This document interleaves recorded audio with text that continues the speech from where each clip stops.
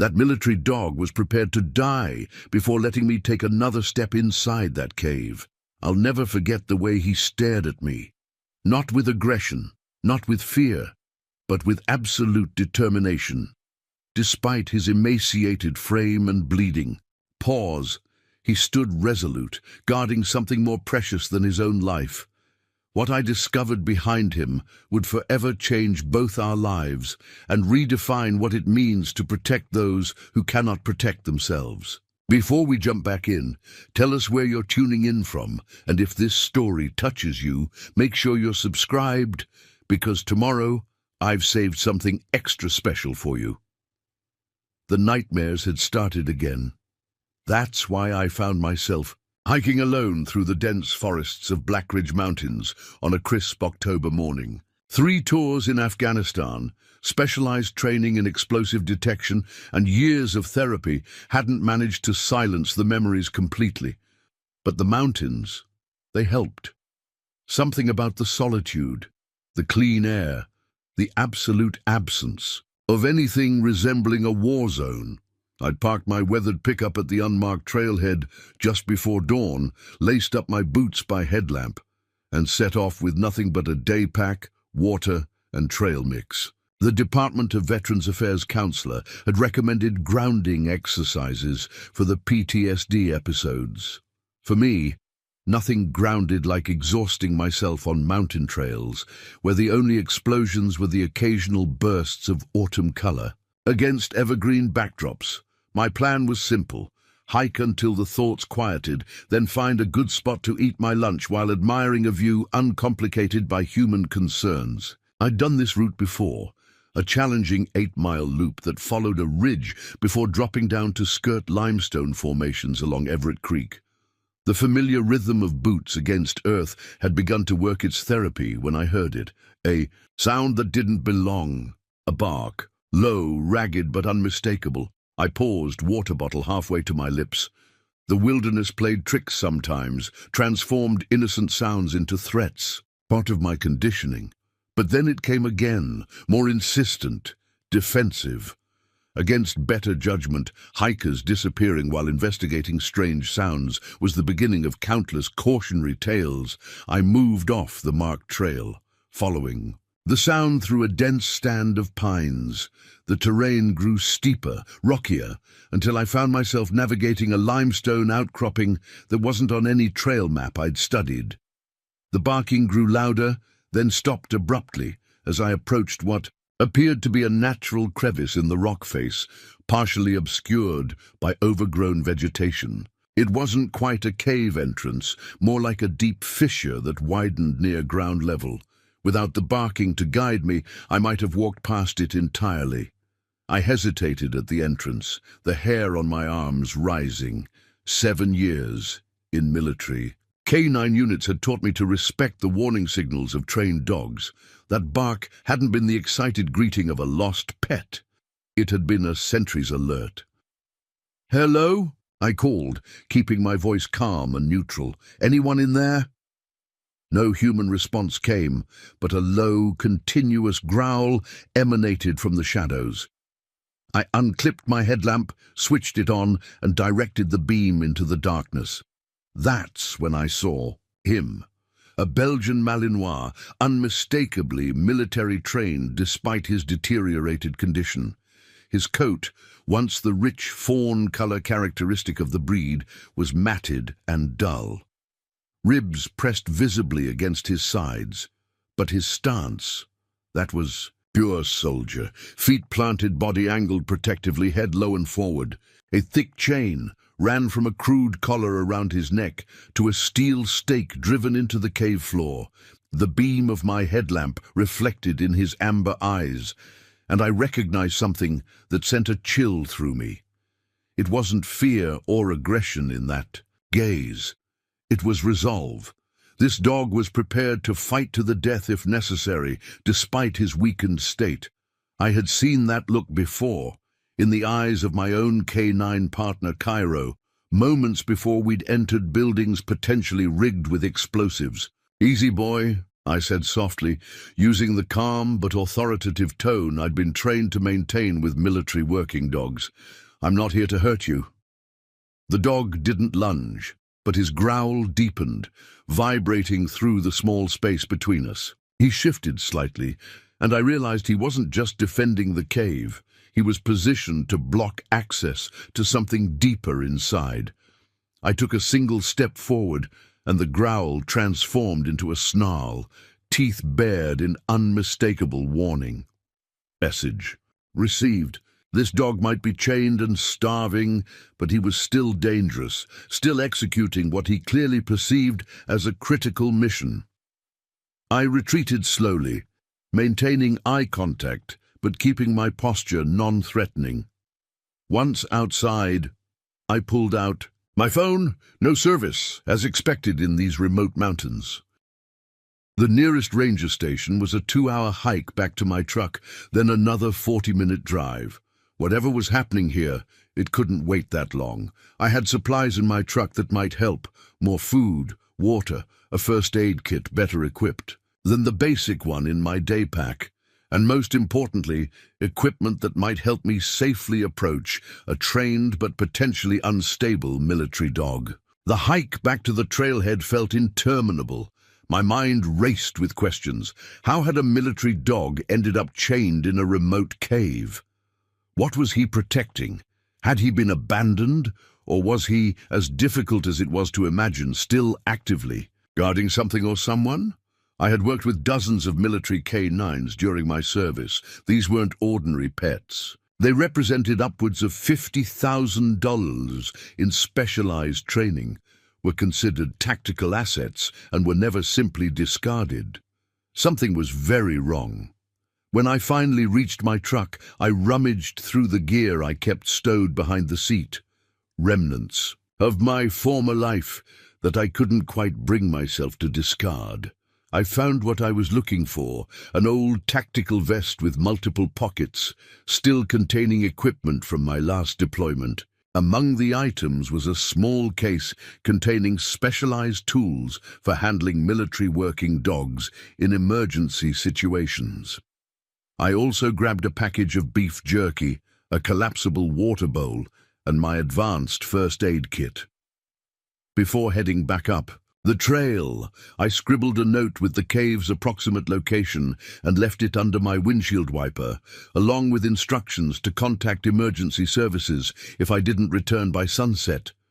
A precaution that felt both excessive and entirely necessary. The return journey to the cave took less time, my pace quickened by concern. When I arrived at the entrance again, I announced my presence before approaching. "Coming back in, boy, just bringing some water and food." The growl that greeted me seemed slightly less threatening, though the dog's posture remained defensive when I shined my light inside. I sat at the entrance, deliberately keeping my distance, and opened the package of jerky. The smell permeated the small space immediately. I could see the dog's nostrils flare, his attention divided now between protecting whatever lay behind. Him and the first real food he'd likely seen in days. I tossed a small piece of jerky toward him, intentionally keeping it just at the limit of his chain's reach. He didn't move immediately, eyes darting between me and the food. I recognized the conflict. Training versus survival instinct. Finally, hunger won out. He stretched forward as far as the chain would allow, snatched the jerky, and retreated to his defensive position, consuming it in a single gulp. "That's it," I said quietly. "No threat here." I repeated the process several times, each piece of jerky landing slightly closer to me. Not trying to lure him away from his post, that clearly wasn't going to happen, but establishing that I wasn't a threat. While he ate, I studied him more carefully. No tags on his collar, but something about his bearing, his particular reactions, confirmed my initial assessment. This was a trained military working dog, specifically from the kind of specialized units I had served with. And whatever he was guarding, he considered it mission critical. After nearly an hour of patiently establishing a tentative trust with the dog, I had made minimal progress beyond confirming he would accept food and water. He drank eagerly from the collapsible bowl I'd placed within his reach, but his vigilance never wavered.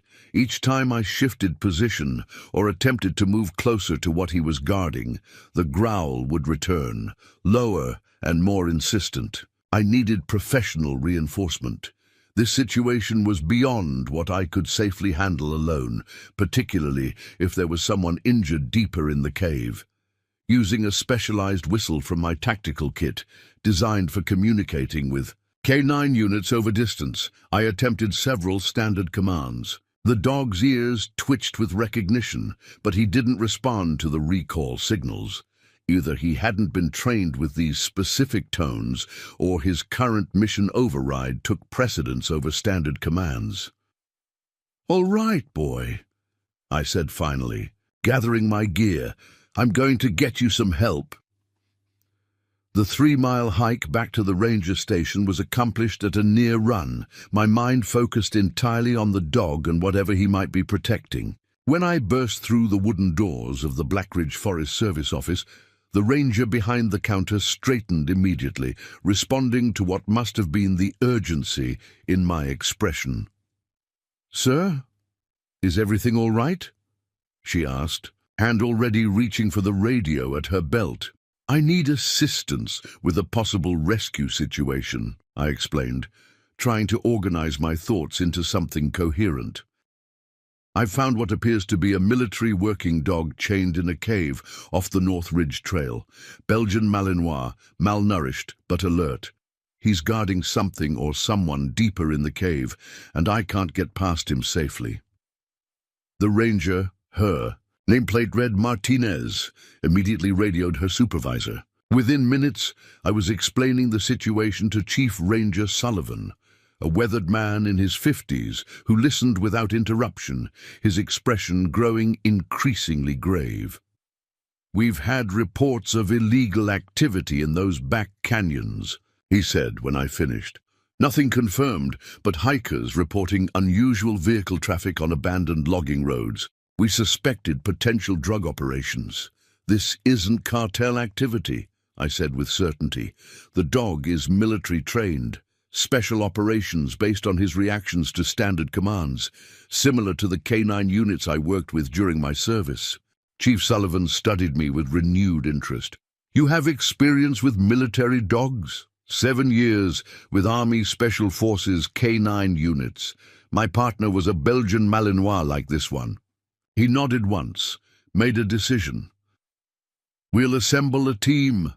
Animal control, medical personnel, and 2 of my rangers. If this dog is as well-trained and defensive as you're describing, we need to approach this carefully." "I'm coming with you," I said, not phrasing it as a request. To his credit, Sullivan immediately recognized the value of my experience. "Agreed, you'll lead the approach to the dog, but if there's illegal activity involved, you stay behind the professionals once we're inside. Clear?" I nodded. There was no point arguing, though I had no intention of remaining a bystander if someone needed immediate help.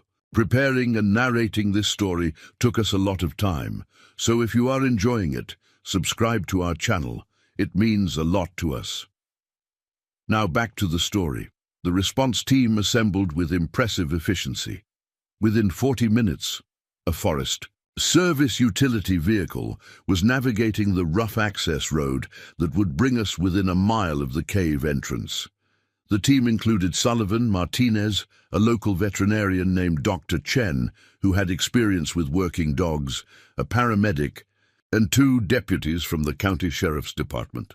During the drive, I briefed them on what I'd observed. The dog is severely malnourished, but still functioning as a guard.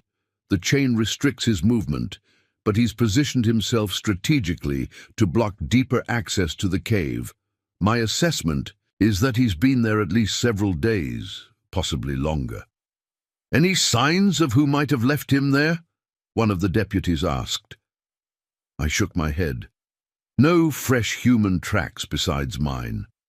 The entrance is well concealed."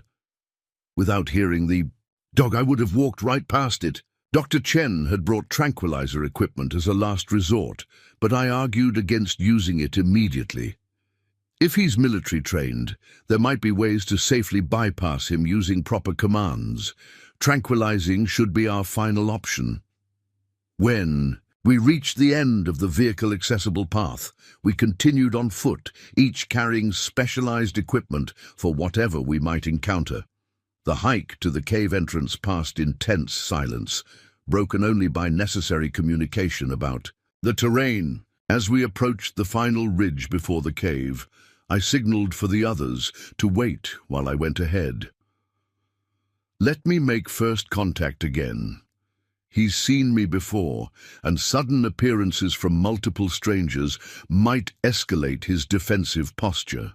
Sullivan nodded agreement, and I moved forward alone, calling out as I approached the entrance, "Hey boy, I'm back.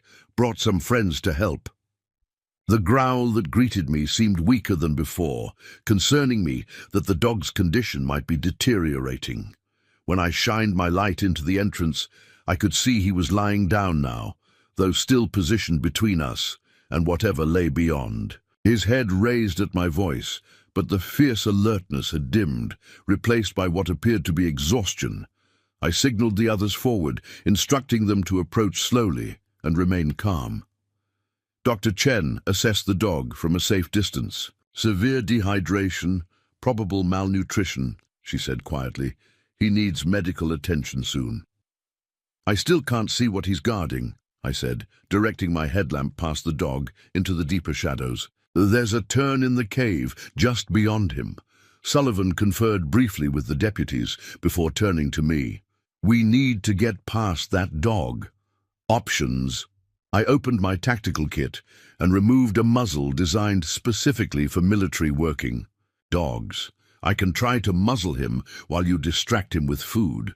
Once secured, we can bypass him safely enough to see what's back there." The plan was executed with precision, born of respective training. Dr. Chen offered high-value food treats while I approached from the side, speaking calmly in the authoritative tone used by handlers. The dog's training was evident in how he responded, conflicted but still receptive to proper handling techniques. When I slipped the muzzle over his snout, he resisted initially, then submitted with a whine that spoke volumes about his deteriorating strength. Even in his weakened state, he attempted to maintain his position as sentry, but no longer had the energy to stand. "It's okay, soldier," I told him, finally able to check his condition more closely. "You did your job. We've got it from here." With the dog secured, Sullivan and one deputy proceeded deeper into the cave, while Dr. Chen began administering fluids to the Malinois. I stayed with them, continuing to speak soothingly to the dog while monitoring his vital signs. 10 minutes. Later, Sullivan emerged from the deeper section, his expression a mixture of shock and grim determination. "We need the paramedic," he said simply, "and call for emergency transport. We've got a child back there." The revelation sent a jolt through our assembled team. Dr. Chen continued working on the dog while I accompanied the paramedic into the cave's interior. Beyond the turn lay a small chamber, where the deputy was kneeling beside a small form wrapped in what appeared to be military-issue thermal blankets.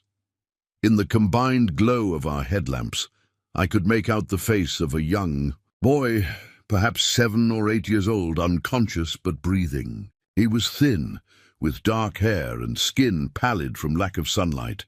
Beside him lay a backpack, a few empty water bottles, and a military identification card that the deputy had already found.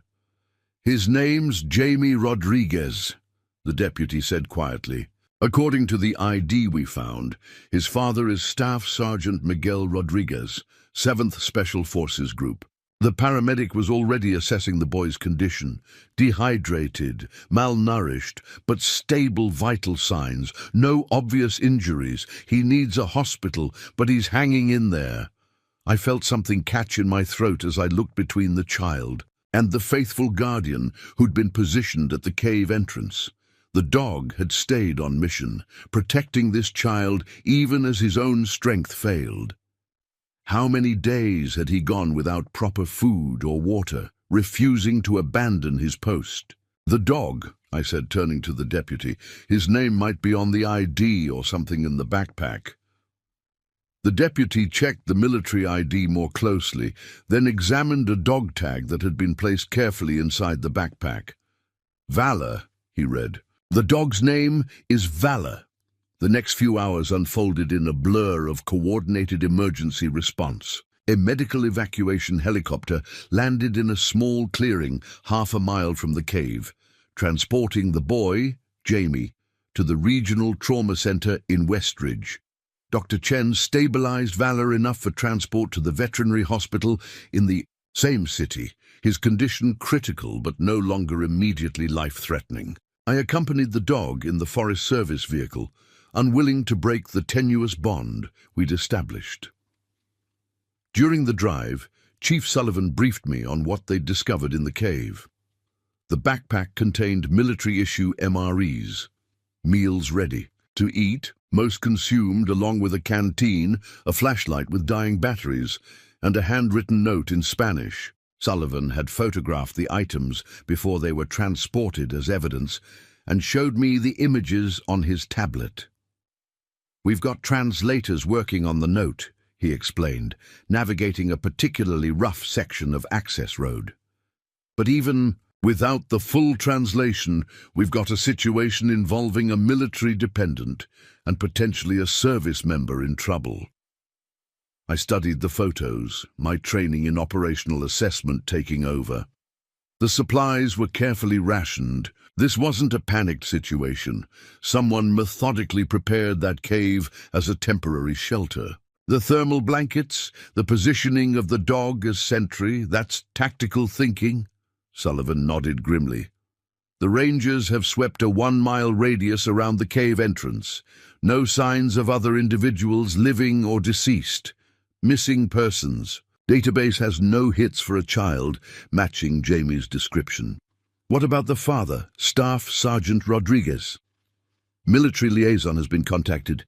That's above my clearance level now. FBI is en route to the hospital." When we arrived at the veterinary hospital, a team was waiting for Valor. Dr. Chen had called ahead, and they immediately whisked him into treatment. I provided what information I could. Estimated weight, observed symptoms, my assessment of his training and background. "He's not just any military dog," I explained to the lead veterinarian, Dr. Patel, "based on his responses to commands and his tactical positioning in the cave. He's likely from a specialized unit. Belgian Malinois are preferred for special operations because of their combination of intelligence, agility, and drive." Dr. Patel nodded, making notes. "We'll treat him accordingly. These working dogs have incredible resilience, but he's been pushed to his physiological limits. The next 24 hours will be critical." I left my contact information, then caught a ride with a deputy to the human hospital where Jamie had been taken. Though I had no official standing in the investigation, Sullivan had acknowledged my unique contribution and arranged for preliminary access. At Westridge Memorial, I was directed to a secured wing where I found Sullivan speaking with a woman in a dark suit who introduced herself as Special Agent Diane Harper from the FBI's Missing Persons Unit. "Mr. Lawson," she said, extending her hand.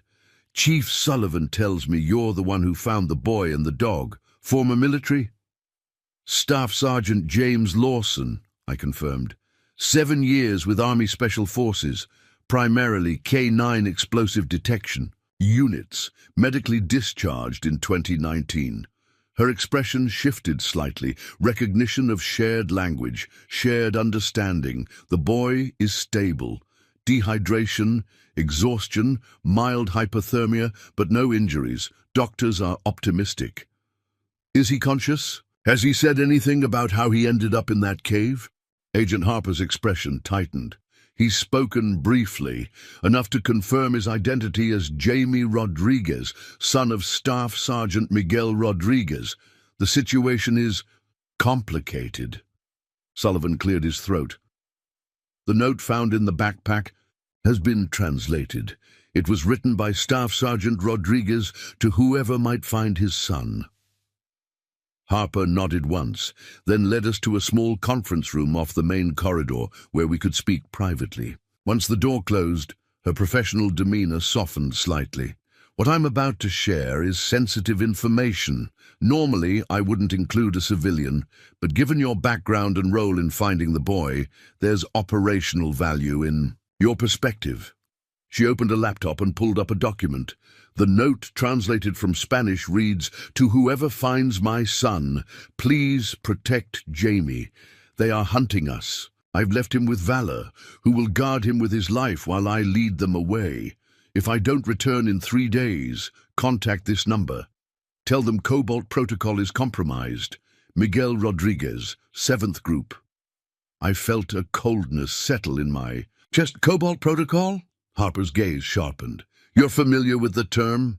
Not specifically, but the naming convention suggests a classified operation. Special forces groups often have protocols with color designations for different contingencies. She nodded. Staff Sergeant Rodriguez was part of a classified anti-trafficking operation targeting cartel networks along the border. His team infiltrated a major smuggling ring 3 months ago. 6 weeks ago, his entire unit missed a scheduled check-in. 2 team members were found dead near Sonora. Rodriguez and 1 other operator remained unaccounted for. The pieces began to align in my mind, until he surfaced here, with his son. Exactly.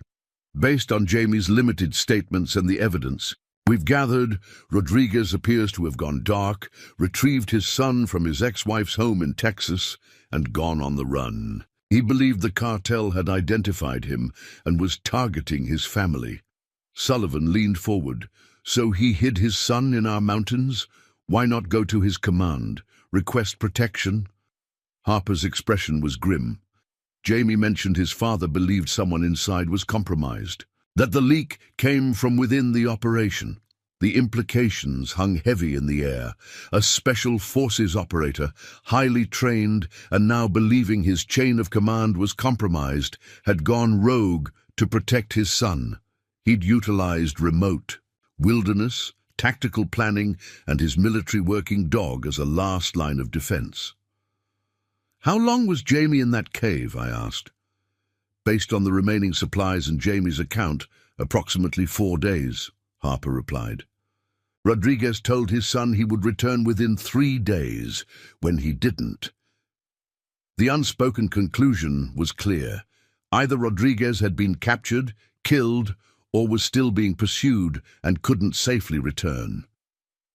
And Valor stayed on mission, I said quietly, more to myself than the others. Even starving, even chained, he never abandoned his post. Harper nodded. Military working dogs, especially those bonded with specific handlers, demonstrate extraordinary loyalty. Rodriguez apparently ordered Valor to stay and protect Jamie, and that's exactly what he did. What happens to them now? I asked. Jamie will remain under protective custody while we investigate Rodriguez's claims and attempt to locate him. As for the dog... Harper paused, consulting her notes. Technically, Valor is military property. He should be returned to his unit for reassignment or retirement processing, depending on his medical condition. Something in me rebelled against that clinical assessment. I'd seen what that dog had done, maintained his protective post until physical collapse was imminent, putting mission above self-preservation. In my years with military working dogs, I'd witnessed remarkable demonstrations of training and loyalty, but Valor's steadfast guardianship under such extreme circumstances stood apart. I'd like to be kept informed about both of them, I said, more forcefully than I'd intended. Jamie and Valor. Harper studied me for a long moment, then nodded slightly. I'll arrange limited updates, security protocols permitting. Your experience with military canines could prove useful as this investigation proceeds. The meeting concluded with exchange of contact information and instructions to remain available for further questioning. As I prepared to leave, my phone buzzed with a message from Dr. Patel at the veterinary hospital. Valor stabilized, critical, but improving, responding well to treatment. I felt a surge of relief that surprised me with its intensity. In the span of a single day, I'd become deeply invested in the welfare of both the child and his faithful guardian. Outside the hospital, the October sky had darkened to deep twilight, stars beginning to appear above the mountain peaks. I stood in the parking lot, processing everything I'd learned, everything I'd witnessed, the nightmares that had driven me. To the mountains that morning seemed distant now, replaced by more immediate concerns. Staff Sergeant Rodriguez was still out there somewhere, running, hiding, or worse. His son was safe but alone, protected by strangers. And Valor, who had executed his mission with extraordinary dedication, was fighting for his life in a veterinary ICU. I couldn't simply walk away, not from this, not with so many unresolved questions, so many loose ends. My own history with military working dogs, my understanding of the bond between handler and canine, even my experience with post-deployment struggles, all of it positioned me uniquely to help. Decision made, I pulled out my phone and made 2 calls. The first to my VA counselor, explaining that I needed to reschedule our upcoming sessions due to an emergency situation. The second to Dr. Patel, requesting permission to visit Valor during his recovery. Actually, Dr. Patel responded, having someone familiar present might aid his recovery. Military working dogs form strong associative memories.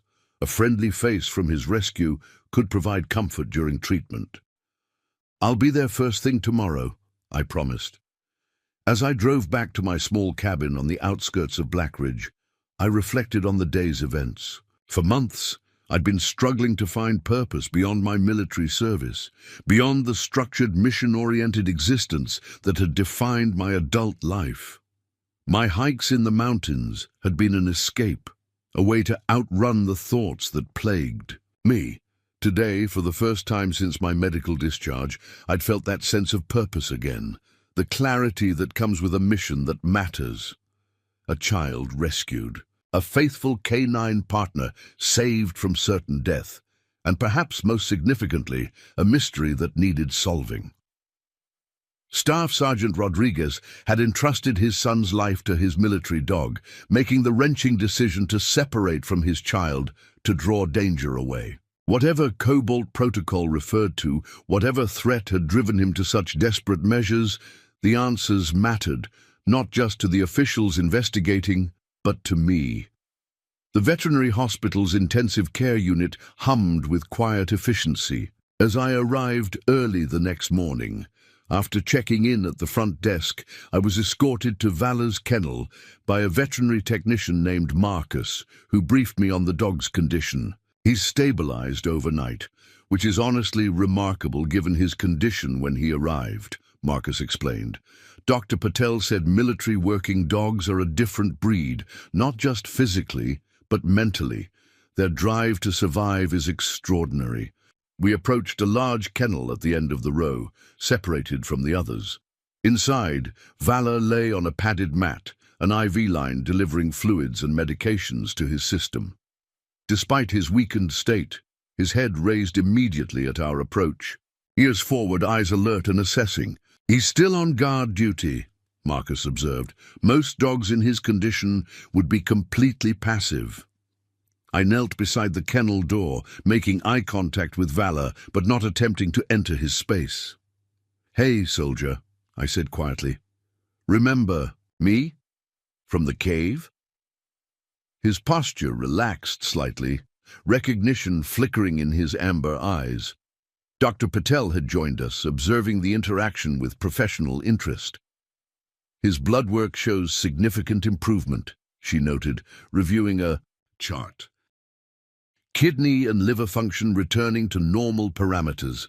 The dehydration was our primary concern, followed by muscle deterioration from malnutrition, but his baseline conditioning was exceptional, which has aided his recovery. "What's the timeline looking like?" I asked, not taking my eyes off Valor. "Minimum of 7 to 10 days hospitalization, followed by a rehabilitation period. He'll need a specially formulated diet to rebuild muscle mass, controlled exercise to restore function without creating strain, and close monitoring for any delayed complications." I nodded, absorbing the information. "May I sit with him for a while?" Dr. Patel agreed, providing a chair that I positioned near the kennel. For the next hour, I simply sat in Valor's presence, occasionally speaking to him in the calm, measured tones used by handlers. I didn't attempt to touch him or enter his space, respecting both his training and his trauma, but established myself as a consistent, non-threatening presence. Before leaving, I spoke again with Dr. Patel about Valor's future. "Has there been any official communication about his disposition once he's recovered?" The FBI agent who contacted us indicated that his status is pending review. Technically, he remains military property, but given the unusual circumstances. She hesitated, choosing her words carefully. "There are protocols for military working dogs in situations like this, but they typically involve handlers who are killed in action, not whatever this situation is." "I'd like to be considered," I said, the words coming before I'd fully processed the thought. "If he needs placement during the investigation or long-term, I have experience with military working dogs, space for him to recover, and frankly, a vested interest in his welfare." Dr. Patel made a note in her file. "I'll pass that along to the authorities. For now, your visits seem beneficial to his recovery. Feel free to come by during regular hours." From the veterinary hospital, I drove directly to Westridge Memorial to check on Jamie. The pediatric wing, where he was being treated, remained under security protocols, with an FBI agent stationed outside his room. Agent Harper met me in the corridor, her expression carefully neutral. "Mr. Lawson, I didn't expect to see you again so soon." "I've been visiting Valor at the veterinary hospital," I explained. "Thought I'd check on Jamie as well, if that's permitted." She studied me for a moment, then gestured toward a small waiting area. "The boy's condition has improved significantly.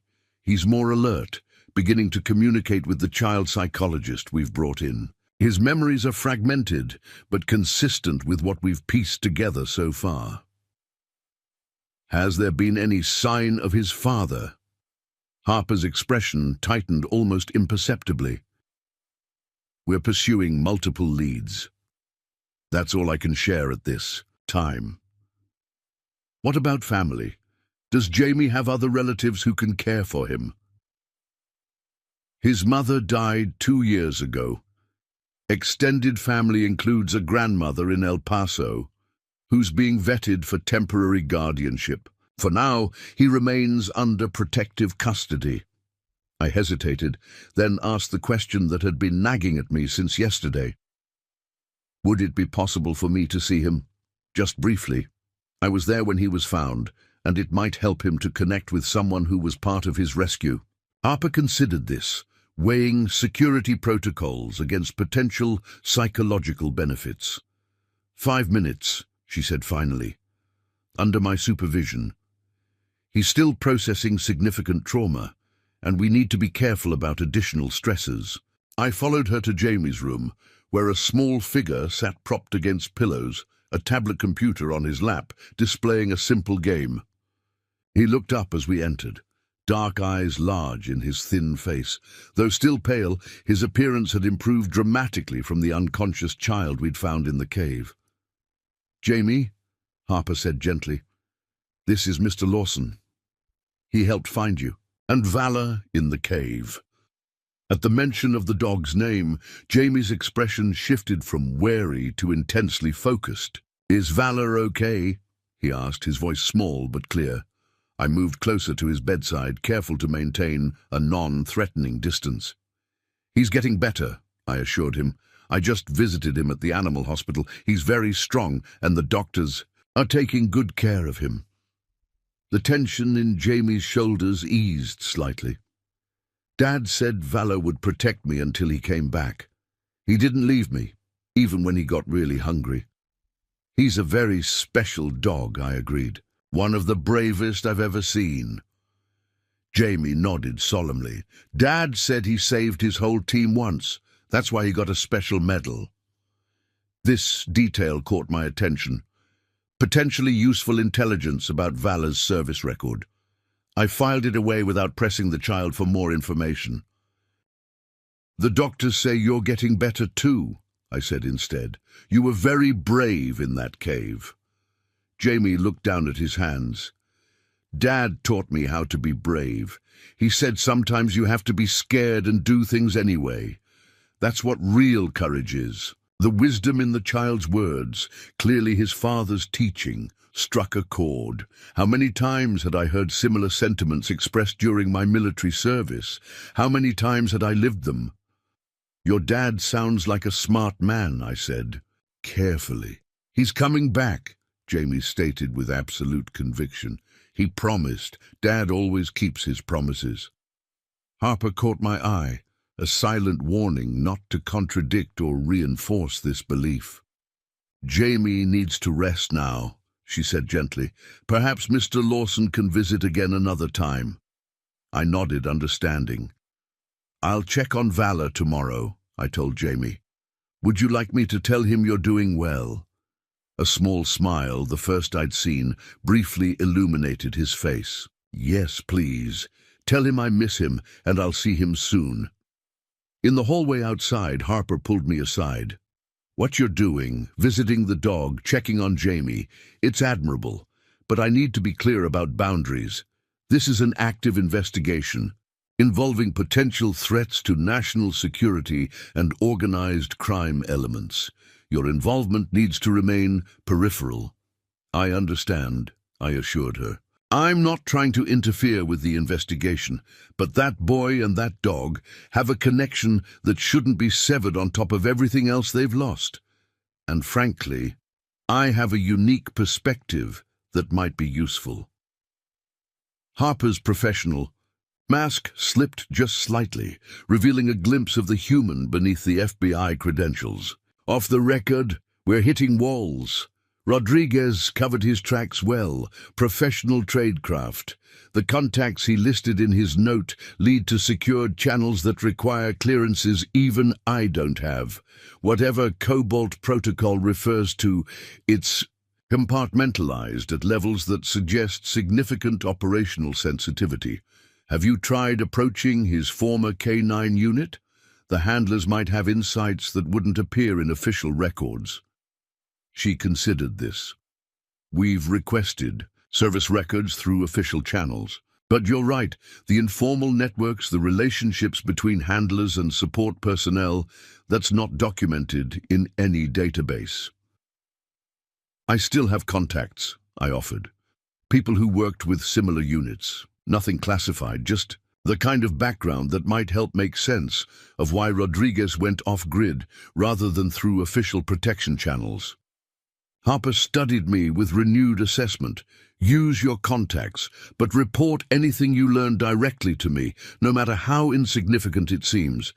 And understand that if this investigation moves in certain directions, your access to both Jamie and the dog may be restricted." "Understood," I agreed.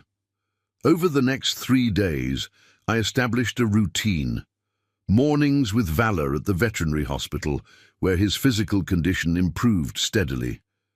Afternoons making calls to former colleagues who might have information about Staff Sergeant Rodriguez or the Cobalt Protocol, carefully framing my questions to avoid security concerns. And evenings, researching missing persons cases, border incidents, and any news items that might connect to Rodriguez's situation. On the 4th day, Dr. Patel greeted me with unexpected news. "We've received clearance to begin transitioning Valor." to outpatient care, provided appropriate handling and continued medical supervision can be arranged. Already, I thought he needed at least 7 days of intensive care. She smiled slightly. His recovery has exceeded all expectations. Military working dogs have a physiological resilience that continues to impress our team. And frankly, I believe your daily visits have contributed significantly to his psychological stabilization. What about his official status?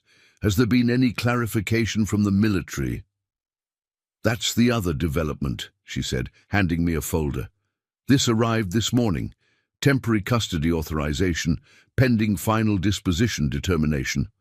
Your name is listed as the approved handler during his rehabilitation period. I opened the folder, scanning the official document with its military letterhead and authorizing signatures. How did this happen? I made the offer, but I didn't submit any formal request.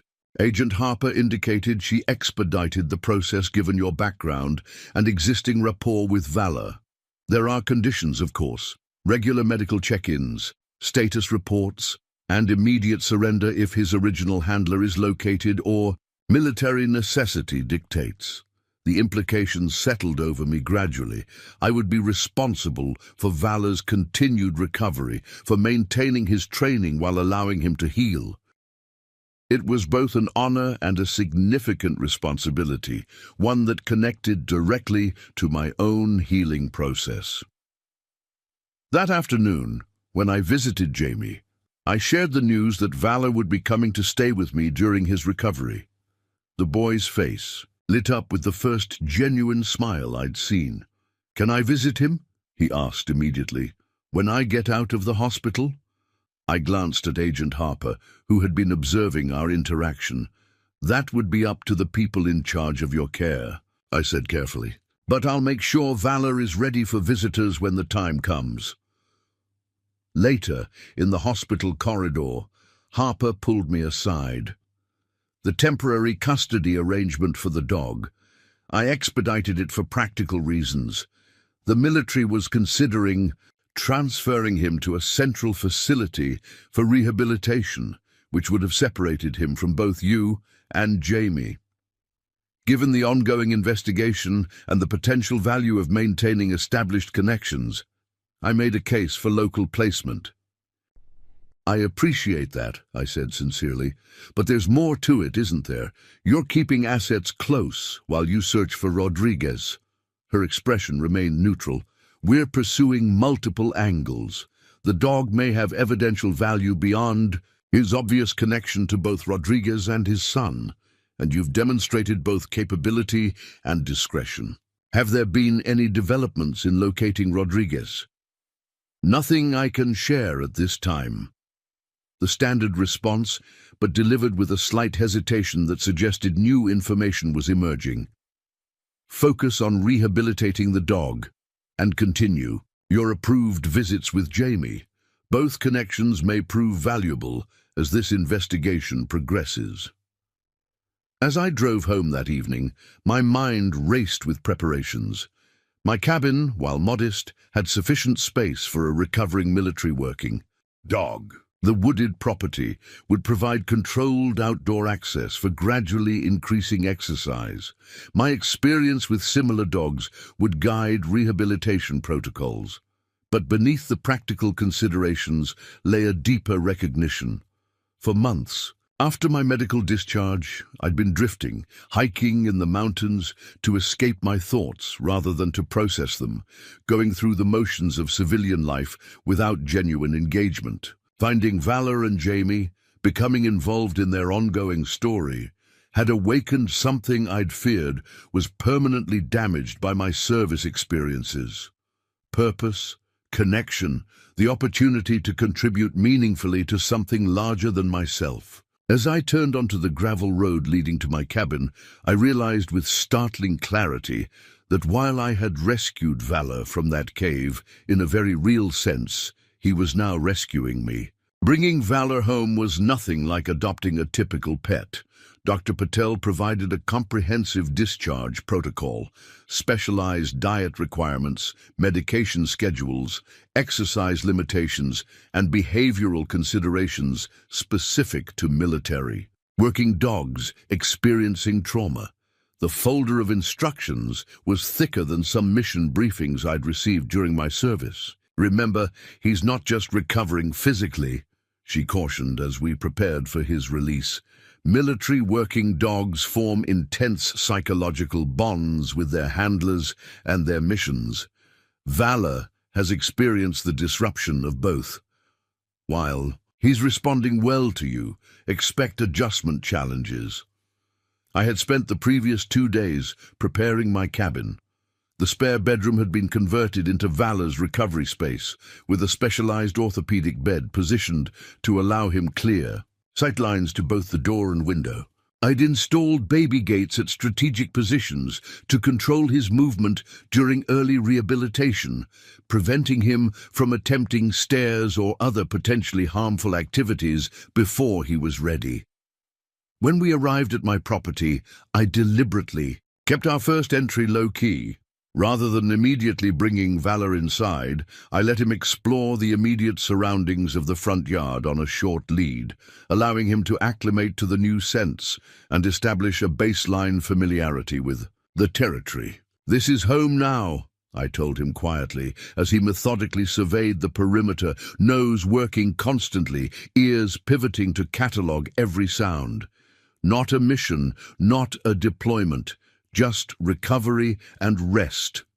His response was characteristically vigilant, assessing rather than relaxing, but I noticed subtle signs of decreased tension in his posture as we completed our slow circuit of the front yard. By the time we approached the cabin's entrance, his alertness had shifted from high tactical readiness to normal canine awareness. Inside, I guided him through each room, maintaining calm, confident energy while allowing him to investigate thoroughly. When we reached his prepared space, I unclipped his lead and stepped back, giving him the freedom to claim the area on his own terms. Valor circled the room twice, inspected the bed, then sat precisely in the center of it, his gaze level and direct. In that moment, despite his still evident physical deterioration, I recognized the exceptional quality that had made him suitable for special operations. This wasn't just intelligence or obedience, it was an almost preternatural ability to assess, adapt, and integrate into new parameters. "Good boy," I said simply. That first night established patterns that would continue through our early weeks together. Valor slept in tactical rest, brief periods of light sleep interspersed with alert monitoring. Twice, he made deliberate circuits of the cabin, checking entry points in what I recognized as security sweeps. I allowed these behaviors, understanding. They represented both training and coping mechanisms. By morning, we began implementing the rehabilitation protocol. The specialized diet included both prescription kibble and supplements designed to rebuild muscle mass, without overtaxing his still-recovering digestive system. The morning medications were administered with military precision, followed by gentle, stretching exercises Dr. Patel had demonstrated. "Your body remembers how to be strong," I told him as we worked through the prescribed movements. "We just need to remind it carefully." After 3 days of this controlled regimen, I received a call from Agent Harper. "How's our four-legged friend adjusting?" "Better than expected," I reported. "He's accepting the rehabilitation protocol, maintaining appetite and showing appropriate alertness without hypervigilance. His military training actually seems to be facilitating recovery. He approaches the exercises like assigned duties." "Good. We'd like to arrange a supervised visit with Jamie. His doctors have cleared him for a short excursion, and his psychological team believes reconnecting with Valor would be beneficial for his ongoing treatment." We scheduled the visit for the following afternoon. In preparation, I adjusted Valor's medication timing to ensure he would be comfortable but alert during Jamie's arrival. I also created a controlled meeting environment on the covered porch, with supportive seating for Jamie and space for Vala to approach or retreat as needed. When the black SUV pulled into my driveway, Vala's demeanor changed instantly. His head raised, ears forward, body tensing with focused intensity. He recognized the sound of vehicles approaching, a potential threat in his tactical framework, but didn't display aggression, only heightened awareness. "Easy," I murmured. "Friends coming." Agent Harper emerged first, surveying the property with professional assessment before opening the rear door. Jamie stepped out carefully, still moving, with the slight hesitation of recent hospitalization. A woman in business casual attire, presumably the child psychologist, exited from the other side. The moment Jamie came into view, Vala's entire demeanor transformed. The vigilant military working dog suddenly displayed the unmistakable body language of joyful recognition, tail raised, ears relaxed, posture softening. He looked to me with clear intent, seeking permission. "Go ahead," I said, releasing his lead.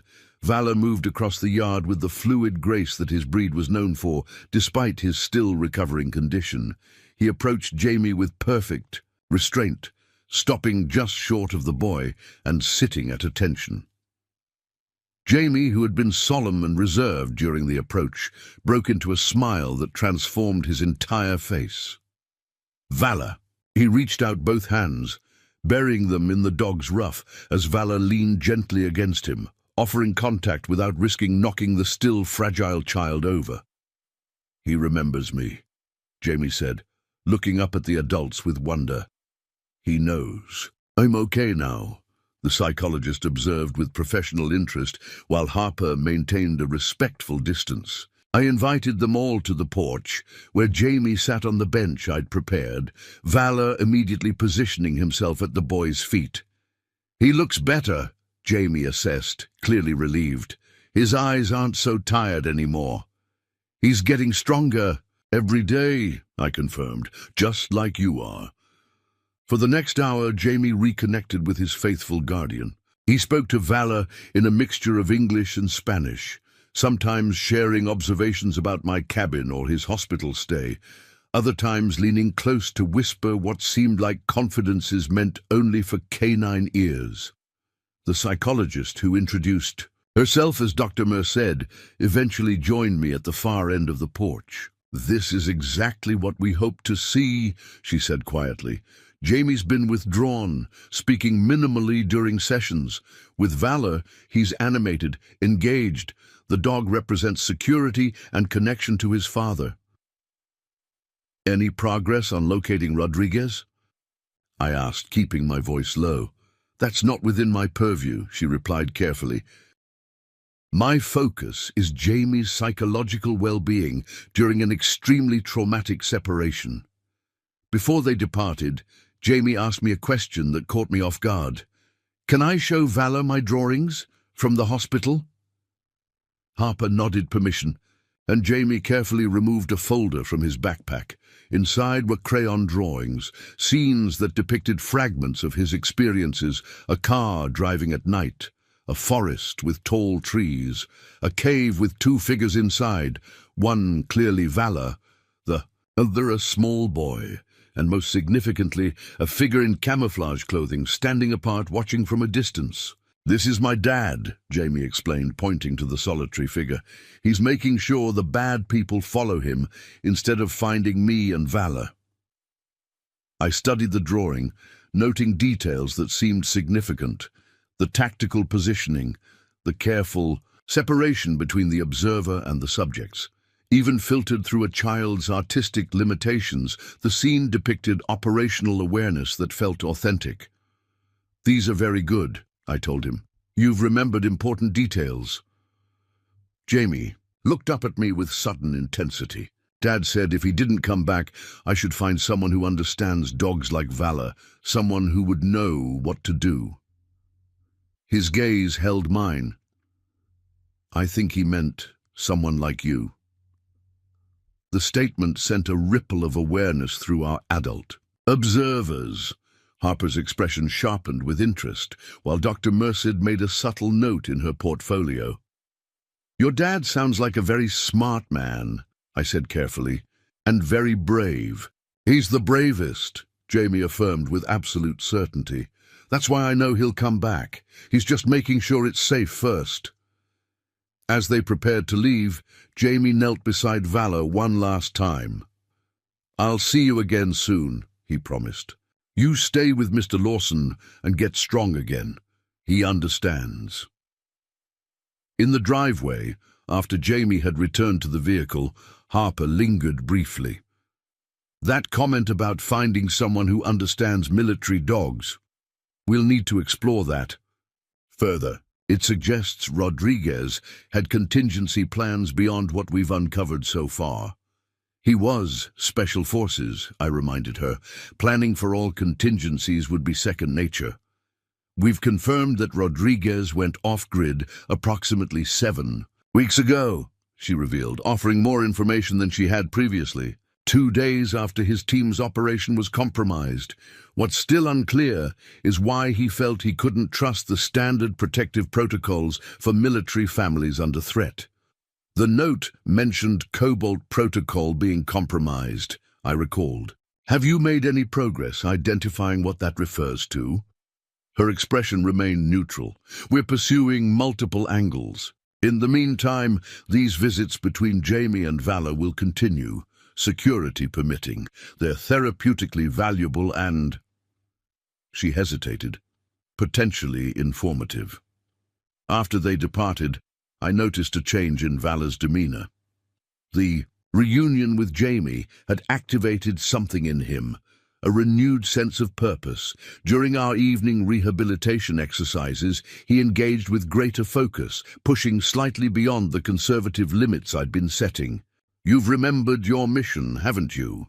I observed as he completed a challenging balance exercise with determined precision. "Jamie needs you at full strength."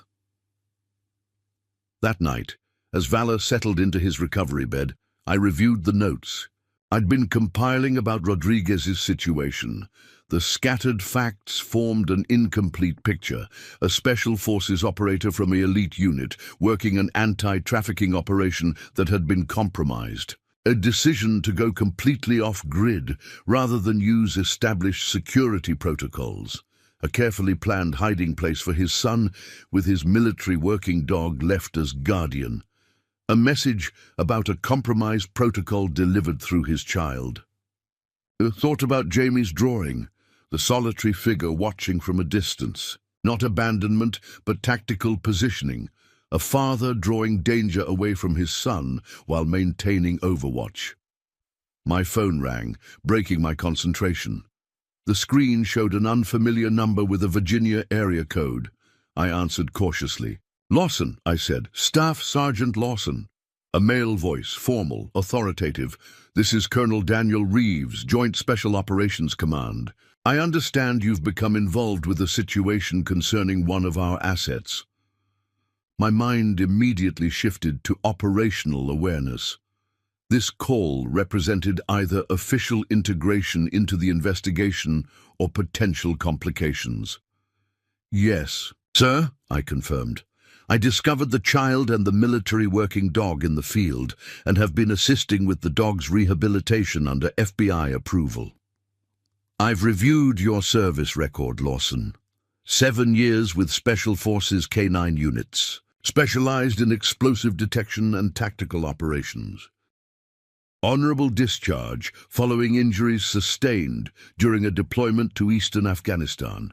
3 commendations for exceptional service." "That's correct, sir." A pause. Then, "This call is not happening through official channels. Agent Harper doesn't know I'm contacting you, nor does she need to, not yet. But you've stumbled into something complicated, and your background puts you in a unique position to help resolve it." The hairs on the back of my neck rose. "What exactly is Cobalt Protocol, sir?" Another pause, longer this time. "Not something we can discuss over an unsecured line, but I can tell you this. Rodriguez is one of our best. If he went dark, took these extraordinary measures to protect his son, he had damn good reasons. Is his son in danger from our side, or theirs? I asked bluntly. That's the question, isn't it? Colonel Reeves replied. I'm sending someone you can trust.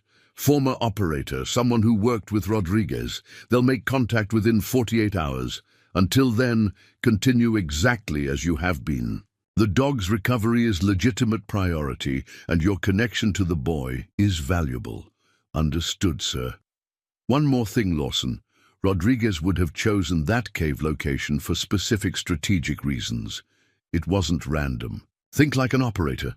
What made that particular location suitable for a secure hold position?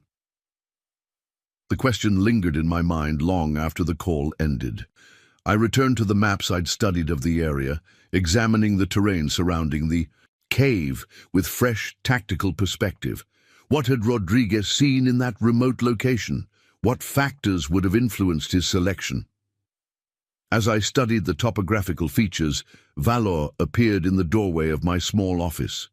He stood watching me with that intense, intelligent gaze that distinguished working dogs from pets. In that moment, I felt a profound connection to both the missing operator and his son, united by the extraordinary dog who had faithfully executed his mission despite impossible odds. We're not done yet, are we? I said to Valor. Your handler is still out there, and we're going to help find him. Valor's ears pricked forward, his posture shifting subtly from recovery mode to operational readiness. 7 years of working with military dogs had taught me to recognize the signs. He understood, perhaps not the words, but the intent, the energy, the promise of purposeful action. For the first time since finding him chained in that cave, Valor looked truly alive, a soldier receiving orders that aligned with his deepest training and loyalty. The next morning, I approached Valor's rehabilitation with renewed focus. What had begun as medical recovery now carried strategic implications. If Colonel Reeves was sending someone to make contact, if Rodriguez was still operational rather than compromised, then Valor's return to functional capability took on greater significance.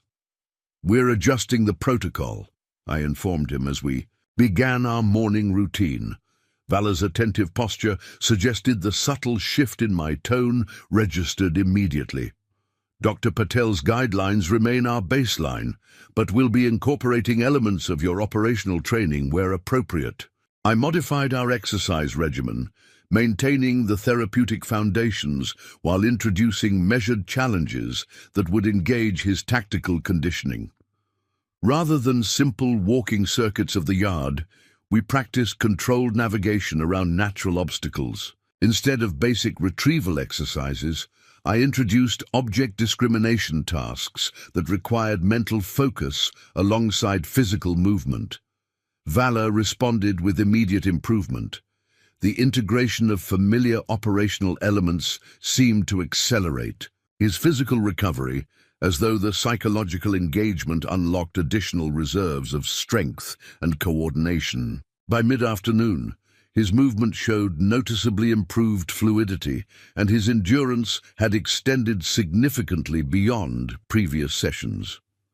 After his recovery rest period, I returned to Colonel Reeves's parting question about the cave location. Spreading topographical maps across my kitchen table, I began a methodical tactical assessment of the area where I'd found Jamie and Valor.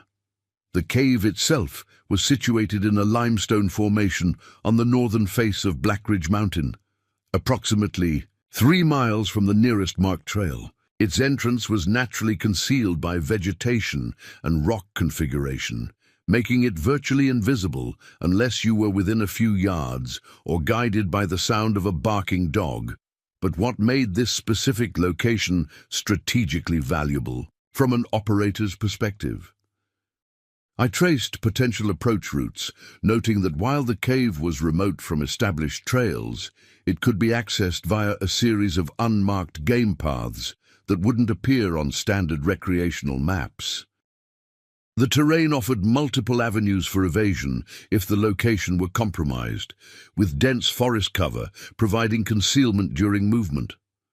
Water was available from Everett Creek, less than half a mile away, close enough for resupply, but far enough that routine water collection wouldn't create a detectable pattern near the hideout. The elevated position provided limited but valuable fields of observation across the valley to the east, where the main access road entered the national forest.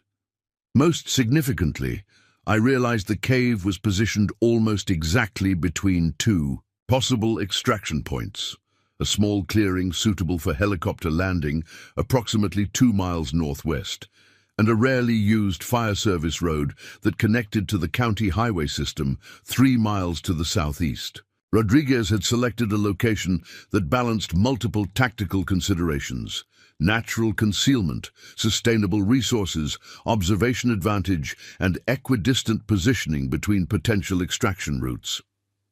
It hadn't been a desperate last stand. It had been a carefully planned secure hold position with built-in contingency options. As I studied the maps, a theory began forming. If Rodriguez had gone dark because he believed Cobalt Protocol was compromised from within, he would have established not just one secure location, but a network of positions and resources. The cave was clearly designated as a temporary hold position for his son and canine partner, which suggested Rodriguez himself was operating from a different location, close enough to maintain some form of overwatch, but separate enough to draw potential pursuit away from Jamie. I recalled Jamie's drawing of his father watching from a distance. Not imagination, but observation. At some point, Rodriguez had maintained visual contact with the cave, perhaps verifying that his son and Valor remained secure before continuing his mission. Looking at the surrounding terrain, I identified 3 positions that would offer concealed observation of the cave entrance, or the approach routes leading to it. Each required advanced fieldcraft to utilize effectively, but would be within the capabilities of someone with Rodriguez's training. My phone chimed with a text message from an unknown number. Meadowlark Trail, Aero 700 tomorrow. Come alone. Ichi specified trail was a secluded route on the eastern edge of Blackridge Forest, well away from popular hiking areas, a suitable location for a discreet meeting. I deleted the message after memorizing the details. Colonel Reeves's contact was making their move sooner than anticipated. That evening, Agent Harper called to provide an update on Jamie's condition following his visit. The medical team is pleased with his physical recovery. Psychologically, reconnecting with Valor was significantly beneficial. Dr. Merced has recommended additional supervised visits if your schedule permits. Of course, I agreed. Valor responded positively as well. The interaction seemed to accelerate his rehabilitation progress. There's something else, Harper continued, her tone shifting subtly. We've received intelligence suggesting increased cartel movement in adjacent counties. Nothing definitive connecting it to Rodriguez's situation, but the timing is concerning. What kind of movement? Individuals with known cartel affiliations booking extended stays at remote properties, vehicle rentals with off-road capabilities, supply purchases consistent with surveillance operations. She paused. They're looking for something or someone. We're monitoring, but jurisdiction limitations complicate proactive intervention. The implications were clear. If cartel operatives were conducting search operations in the region, they were likely hunting for Rodriguez or his son.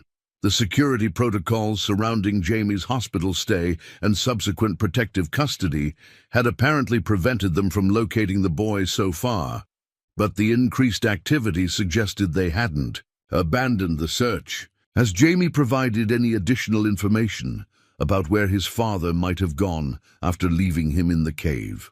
I asked. Nothing specific, Harper replied. Children's memories aren't always reliable, especially following trauma. He's mentioned his father talking about the second position and going to higher ground, but these could be misremembered fragments or even concepts from bedtime stories rather than operational details. I made note of these phrases, recognizing potential tactical significance that might not be apparent to non-military investigators. Higher ground could refer literally to elevation, but in operational parlance, it often indicated a position of strategic advantage, whether physical, informational, or situational. "What about the military contacts?" I inquired. Any clarification on Cobalt Protocol or why Rodriguez felt he couldn't utilize standard protection channels? Harper's response was measured. Official channels remain limited in their cooperation. Classified operation parameters, need-to-know restrictions, the usual interdepartmental obstacles. We're making progress, but it's incremental. After concluding the call, I prepared for the next day's meeting while conducting Valor's evening medical check. His physical improvement continued to exceed expectations, with muscle tone visibly returning and stamina increasing daily. Most notably, the tactical elements I'd incorporated into his rehabilitation seemed to have awakened his operational instincts without triggering stress responses. A delicate balance with traumatized working dogs. "Tomorrow brings new information," I told him as I checked his healing paw pads. "Someone who knew your handler." Valor's response to the word handler was subtle but unmistakable. A slight shift in attention, a focused intensity in his gaze. The bond between military working dogs and their assigned personnel created neural pathways that remained active long after separation. Rodriguez wasn't just Valor's handler. He was the center of the dog's operational universe. I slept lightly. That night, my mind cycling through tactical considerations for the morning meeting. Meadowlark Trail offered both advantages and vulnerabilities for a covert rendezvous. Minimal civilian traffic and natural concealment, but limited escape routes if the meeting was compromised.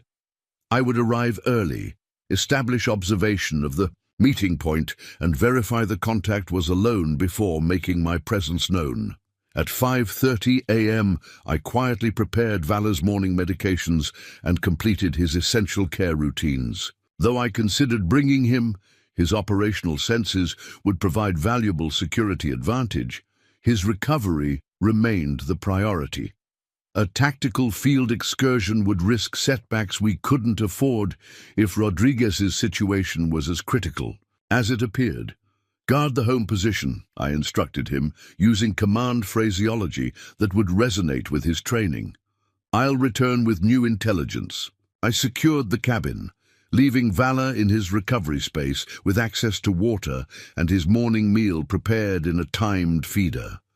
The pre-dawn air carried autumn's first genuine chill as I loaded my vehicle with minimal but essential gear: communications, equipment, navigation tools, medical kit, and defensive options appropriate for backcountry hiking. Meadowlark Trail's designated parking area was empty when I arrived at 6:15 a.m.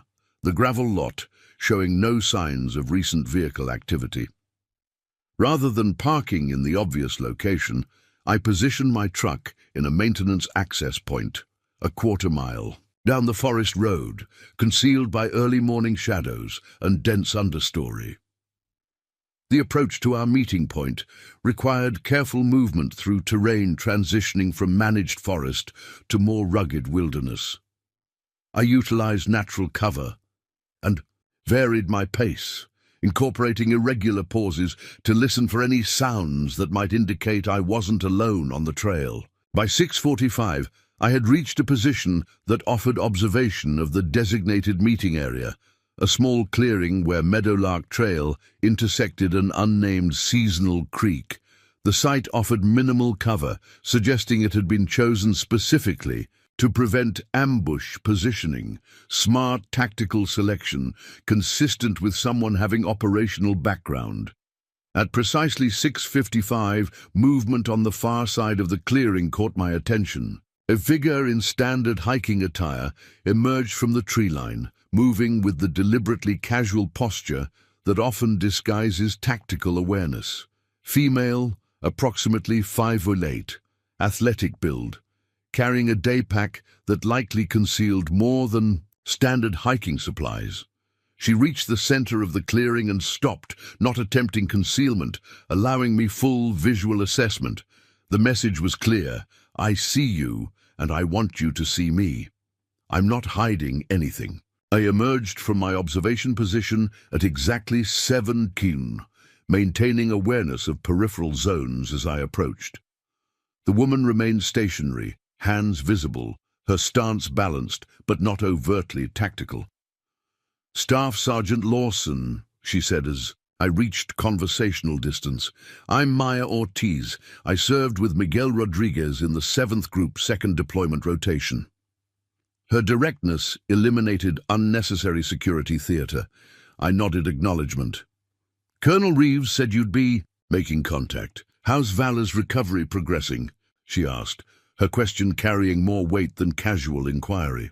Ahead of projections, reintegrating tactical elements has accelerated both physical rehabilitation and operational readiness. She nodded, satisfaction briefly visible before her expression returned to professional neutrality, and the boy, physically recovered, psychologically resilient, still in protective custody with supervised visitation protocols established for Valor. Maya gestured toward a fallen log at the edge of the clearing. "We should talk. The situation is more complicated than what you currently understand." We moved to the natural seating, positioning ourselves with clear sightlines across the clearing. Maya removed her day pack, extracting a secure tablet device equipped with military-grade encryption. "First, I need to verify your clearance status," she said, activating the device. "Your service record indicates top-secret SCI with special program access during your deployment rotations. Was that maintained after your medical separation?" "Downgraded to inactive status during transition, but never formally revoked," I confirmed. She nodded, entering information into the tablet. "Colonel Reeves has authorized temporary reinstatement of program access specific to Cobalt Protocol materials on need-to-know basis. Before I proceed, I need verbal confirmation that you understand the classification implications." "I understand and accept the security requirements associated with classified information access," I stated formally. Maya activated a secure briefing file on the tablet. "Cobalt Protocol isn't a mission designation or operation name. It's an internal security procedure developed after we discovered multiple intelligence compromises within border region counter-trafficking operations." The screen displayed a complex organizational chart highlighting communication pathways and security verification protocols.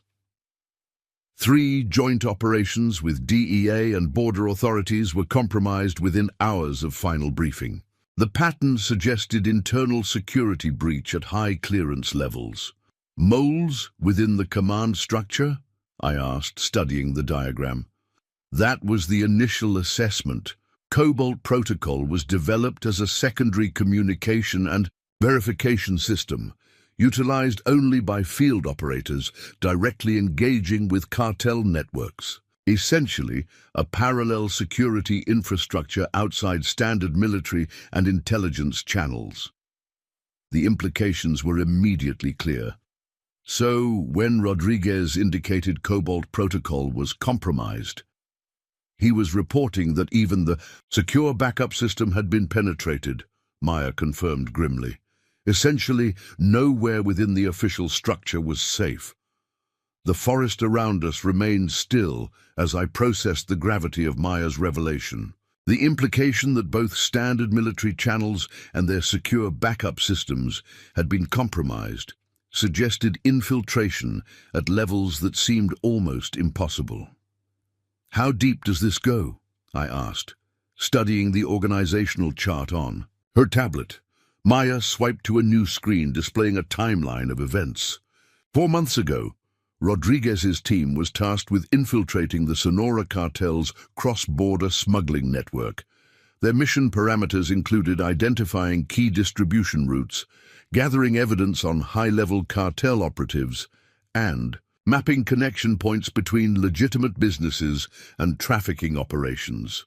She highlighted a specific date on the timeline. 3 weeks into the operation, Rodriguez identified something unexpected, evidence suggesting American military equipment was being transported alongside narcotics shipments. Stolen equipment? Initially, that was the assessment. But Rodriguez discovered documentation indicating these weren't black market acquisitions. The serial numbers matched items reported as destroyed during inventory audits. The paperwork was perfect, too perfect. The implications sent a chill through me, despite the morning sun now filtering through the trees. Someone was falsifying destruction records and diverting military equipment to cartel operations. Precisely. Rodriguez reported through Cobalt protocol channels, triggering a highly compartmentalized investigation. 3 weeks later, his entire team missed their scheduled check-in. 2 members were found executed, typical cartel style. Rodriguez and his partner, Specialist Cruz, disappeared completely.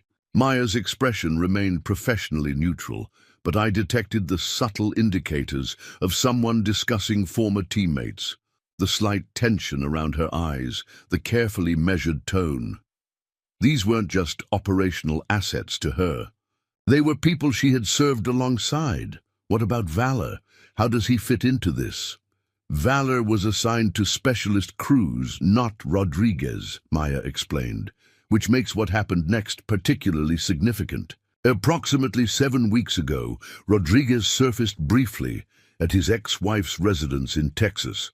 According to the neighbor's statement, he arrived at night, spoke with his former spouse for less than 30 minutes, and departed with Jamie. What? We didn't know until your discovery is that he somehow acquired Valor during this same time frame. Specialist Cruz. Maya's expression darkened. Still unaccounted for. The working theory is that Cruz was compromised, and Rodriguez recovered Valor either during an attempted extraction or following Cruz's disappearance. I considered this information alongside what I'd observed in the cave. The chain restraining. Valor, it wasn't standard military equipment, looked improvised, possibly civilian hardware. Rodriguez would have been operating with extremely limited resources, unable to access standard military channels or equipment. The fact that he managed to retrieve his son and a military working dog while evading both cartel pursuers and potentially compromise friendly forces demonstrates exceptional operational capability.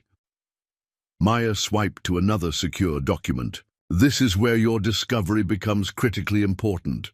Until you found Jamie and Valor, we had no confirmed indication of Rodriguez's status or intentions. The cave location provides our first solid intelligence about his movements and methodology.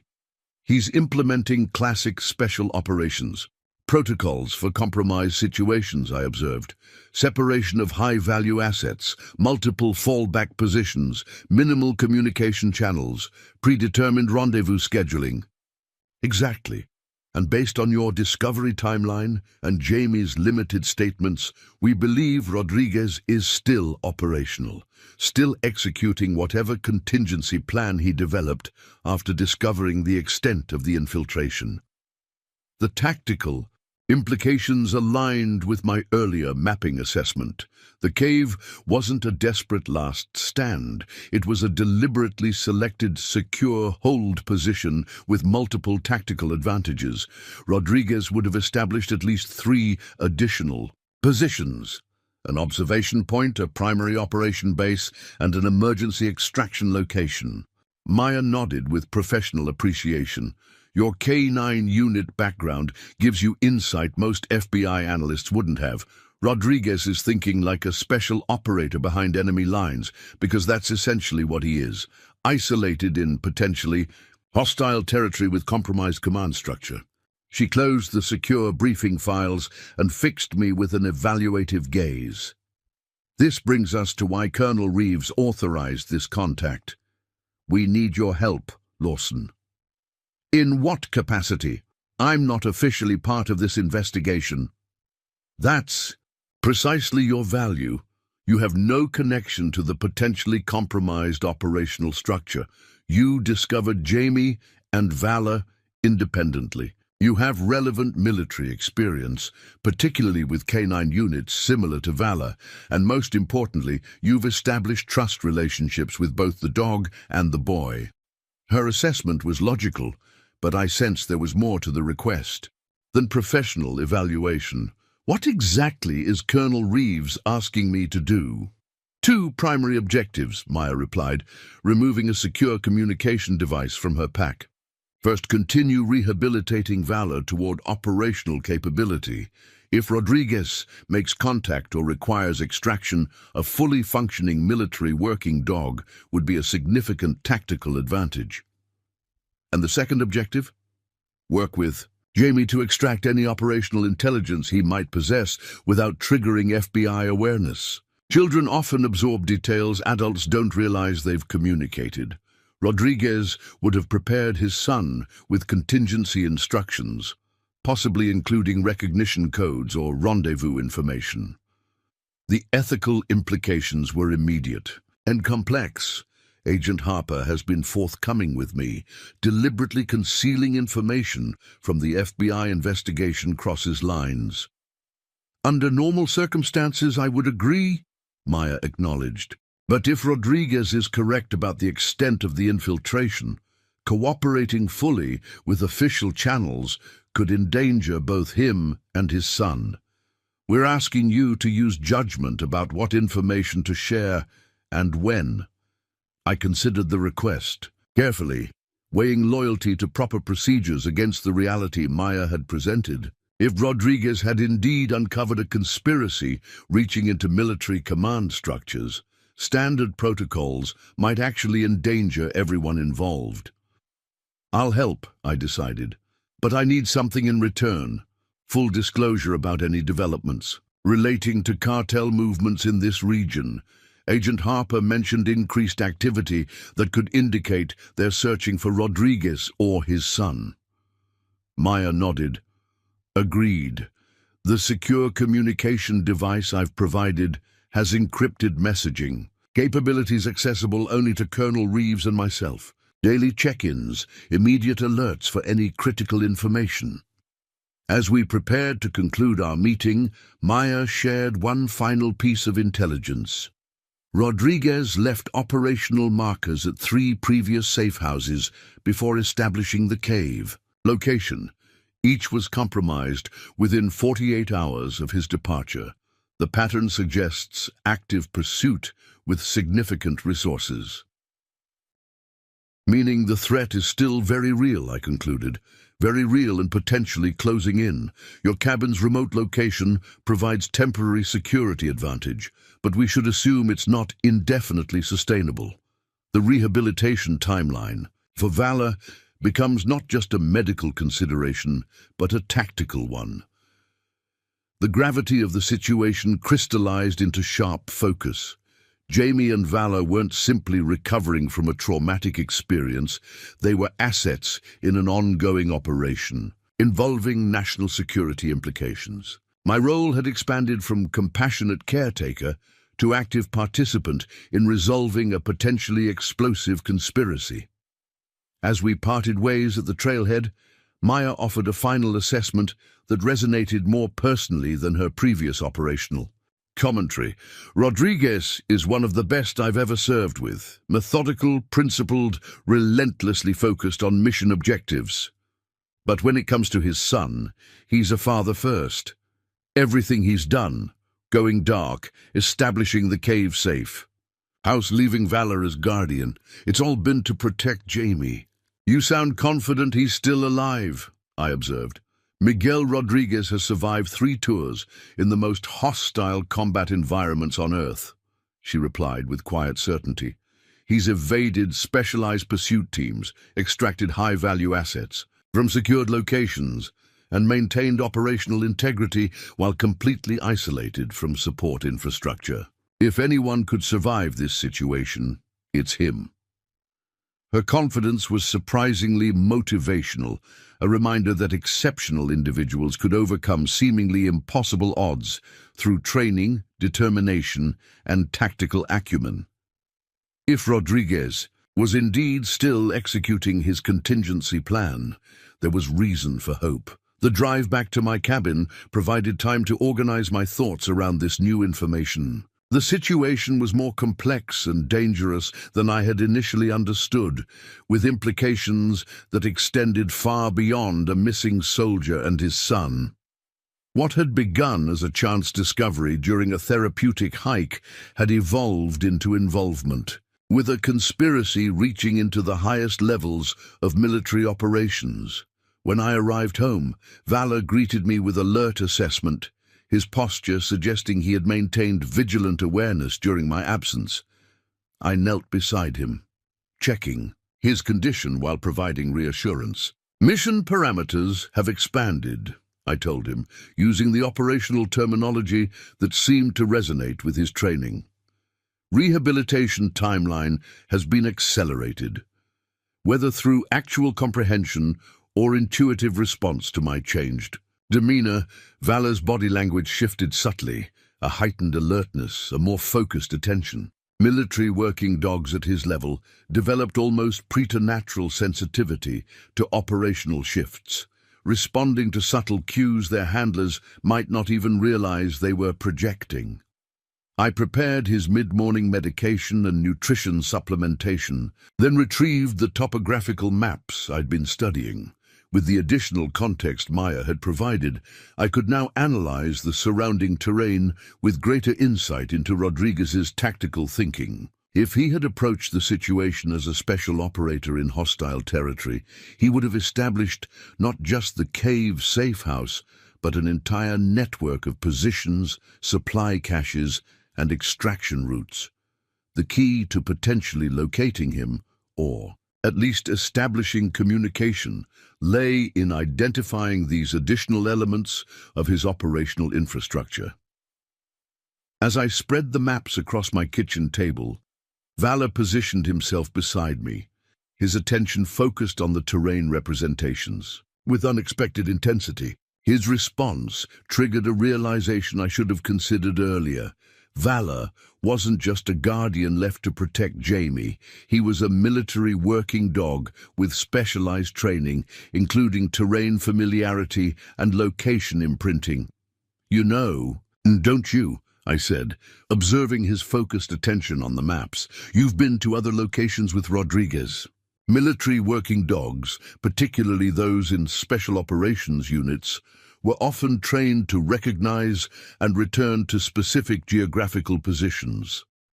Some units utilize this capability for establishing rendezvous points or locating cached supplies in non-permissive environments. I adjusted the maps, centering them on the cave location we had discovered.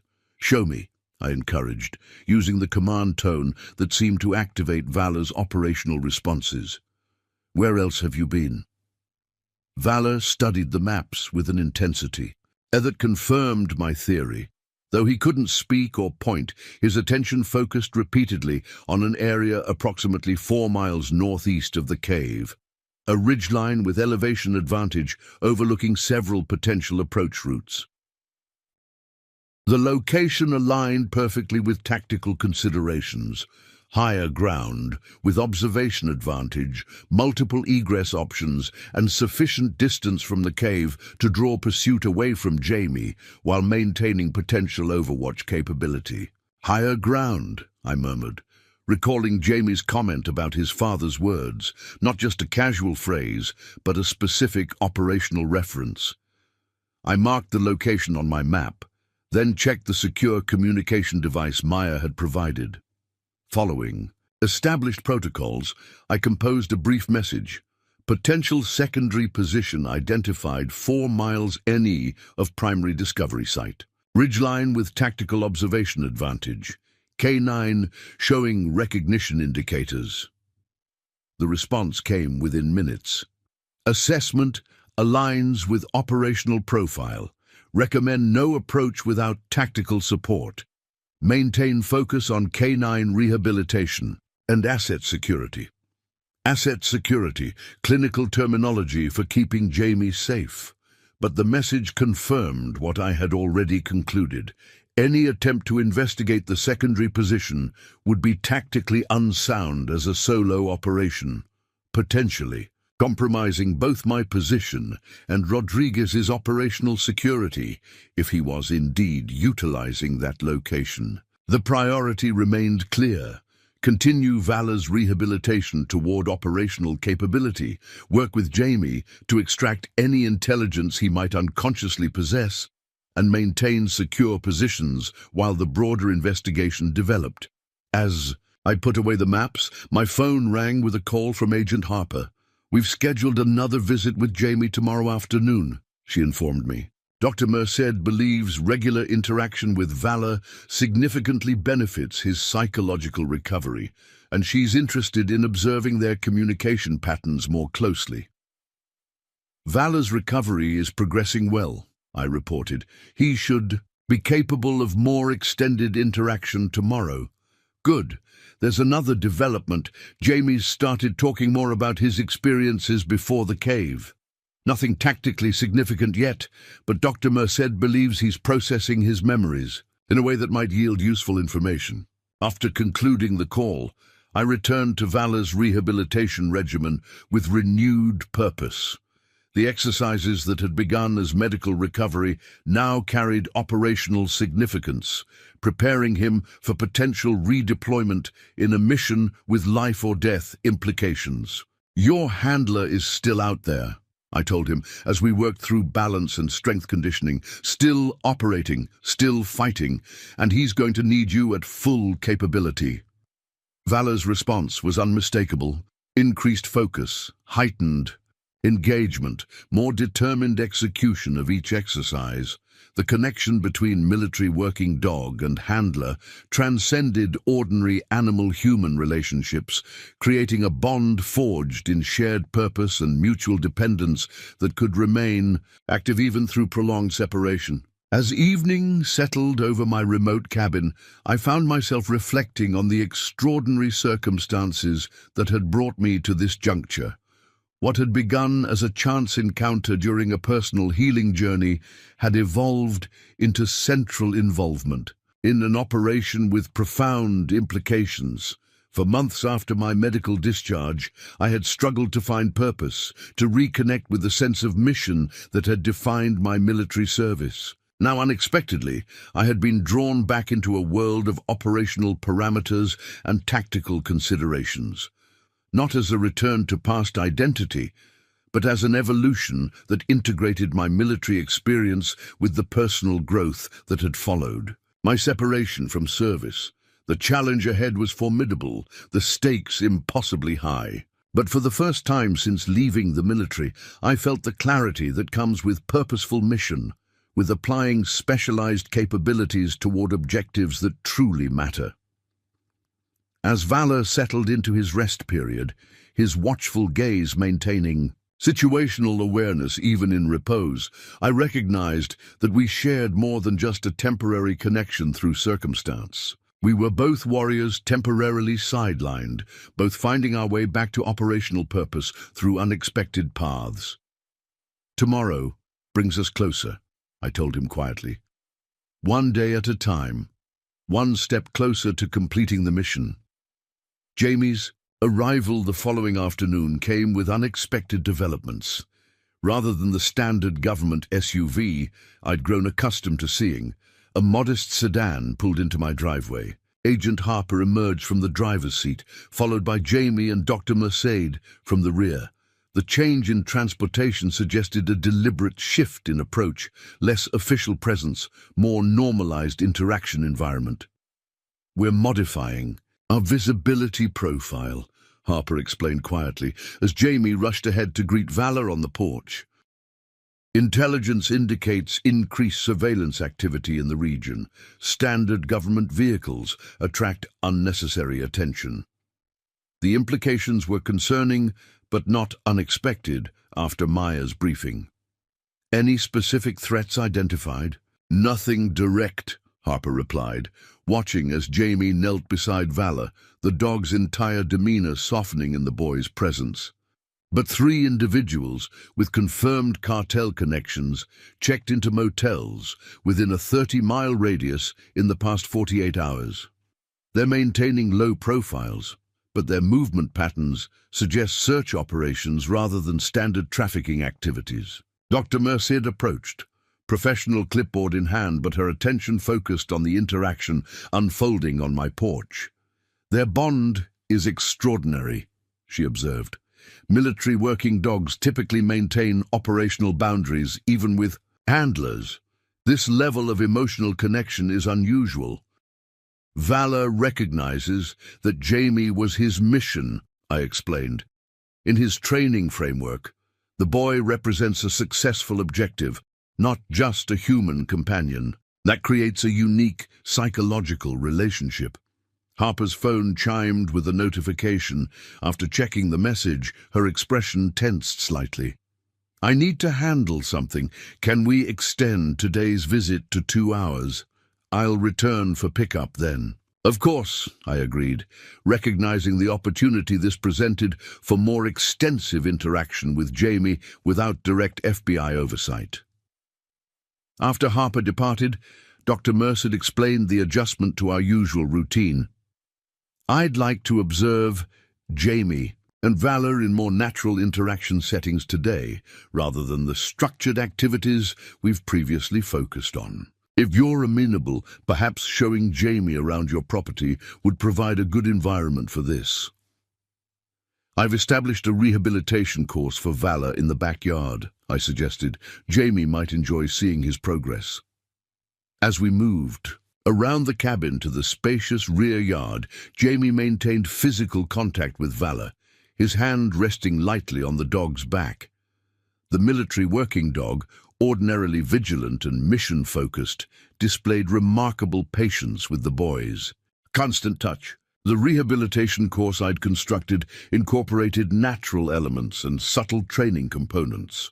Fallen logs, positioned for balance exercises, varying terrain for proprioception development, and several retrieval stations designed to build strength while reinforcing operational skills.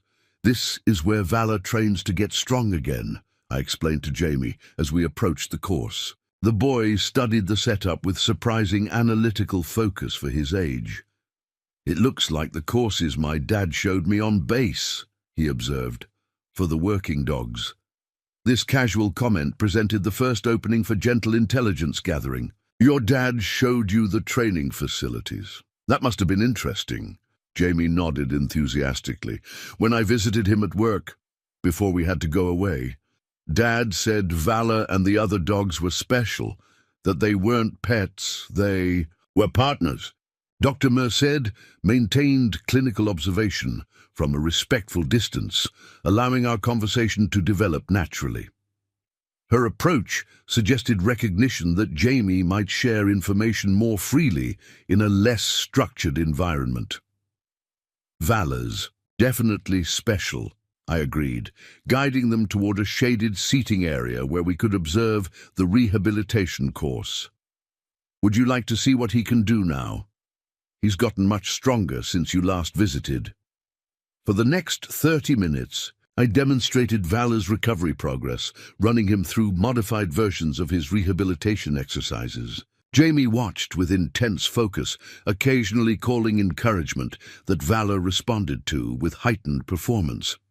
He listens to you, Jamie observed with a hint of wonder, like he did with my dad when we were traveling. I approached this potential intelligence opening carefully. You traveled together before coming to the mountains? Jamie nodded, his attention still fixed on Valor as the dog navigated a balance challenge. In Dad's truck first, Then we switched cars. Dad said we needed to be like ghosts, I repeated neutrally. That sounds like an adventure.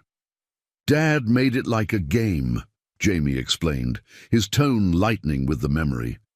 We had special rules, no talking in the car when windows were down, no going near windows in the places we stayed.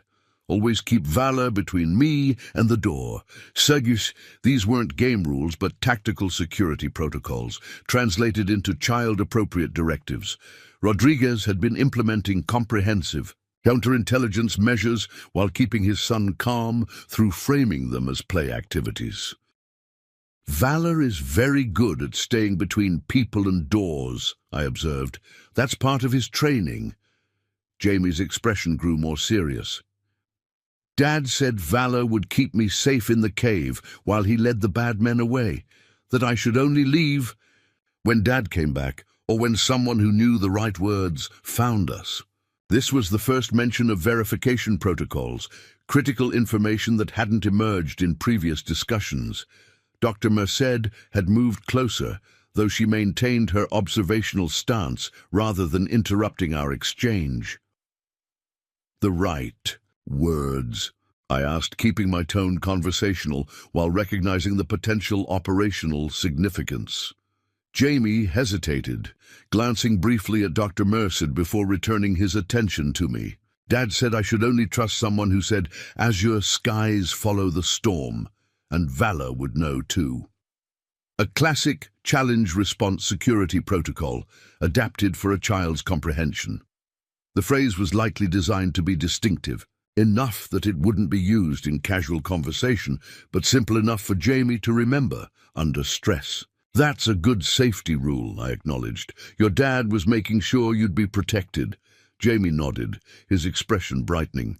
Can I help with Vala's training? Dad taught me some of the commands. I'd like that very much, I replied, recognizing another opportunity to gather potential intelligence. What commands did your dad teach you? For the next hour, Jamie demonstrated a surprising repertoire of working dog commands, some standard military K9 directives, others that appeared to be specialized protocols specific to Rodriguez's unit. Dr. Merced maintained detailed notes, though her clinical expression revealed nothing about her assessment of this exchange. Most significantly, Jamie demonstrated a command sequence I hadn't encountered in standard military K9 training, a three-part hand signal combined with the verbal command, "Locate Haven." When executed, Vala displayed immediate recognition, though he appeared confused by the environment's lack of relevant application points. "What does that command tell Vala to do?" I asked casually. "Find the safe place," Jamie explained. "Dad said it's like a treasure hunt command. Vala knows where all the special spots are." The implications were immediately clear. Rodriguez had trained Vala to locate their network of safe houses, or supply caches. This command could potentially lead to secondary positions or resource stockpiles, critical intelligence for locating Rodriguez himself. As our session continued, Jamie's comfort level increased, leading to more spontaneous sharing of information. He described multiple locations they had stayed before the cave: a house with a red door, a cabin near a lake with a broken dock, a place where we could see the big road but nobody could see us. Each description, while filtered through a child's perception, provided geographical data points that could potentially be mapped against known structures in the region. When Dr. Merced finally suggested a break for the snacks she had brought, Jamie had revealed more actionable intelligence than weeks of formal interviews had produced. As the boy enjoyed his apple juice and crackers, Dr. Merced joined me at a slight distance, speaking quietly. "This is remarkable progress," she observed. "Jamie's comfort level with you and the familiar environment of Vala's training has lowered his psychological defenses. He's processing memories more freely than in clinical settings."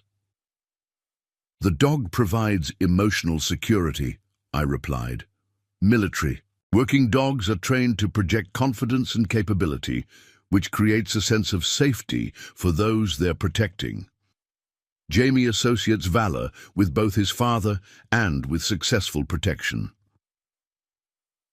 I've included a recommendation in my report that these visits be expanded, she informed me.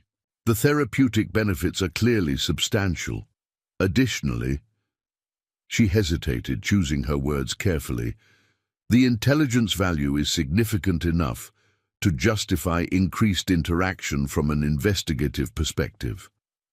This dual acknowledgement of both psychological benefit and operational utility suggested Dr. Merst maintained awareness of the broader implications beyond her clinical role. Her measured phrasing indicated professional compartmentalization rather than naivety about the situation's complexity. When Agent Harper returned to collect Jamie and Dr. Merced, I provided a general summary of our productive session while the boy said his goodbyes to Valor. Harper's attention was clearly divided, her posture and frequent checks of her secure phone suggesting ongoing operational developments requiring her attention. There's been movement in the case, she acknowledged when Jamie was safely in the car with Dr. Merced. We've identified unusual communication patterns between several key figures we've been monitoring. Something's accelerating. Anything that affects security for Jamie or Valor? I asked directly. Not immediately, but we're enhancing precautionary measures. The protective detail for Jamie has been doubled, though we're maintaining low visibility protocols. She glanced toward her vehicle, ensuring the boy couldn't overhear our conversation. I've also authorized a discreet surveillance team for your property. They'll maintain perimeter awareness without visible presence.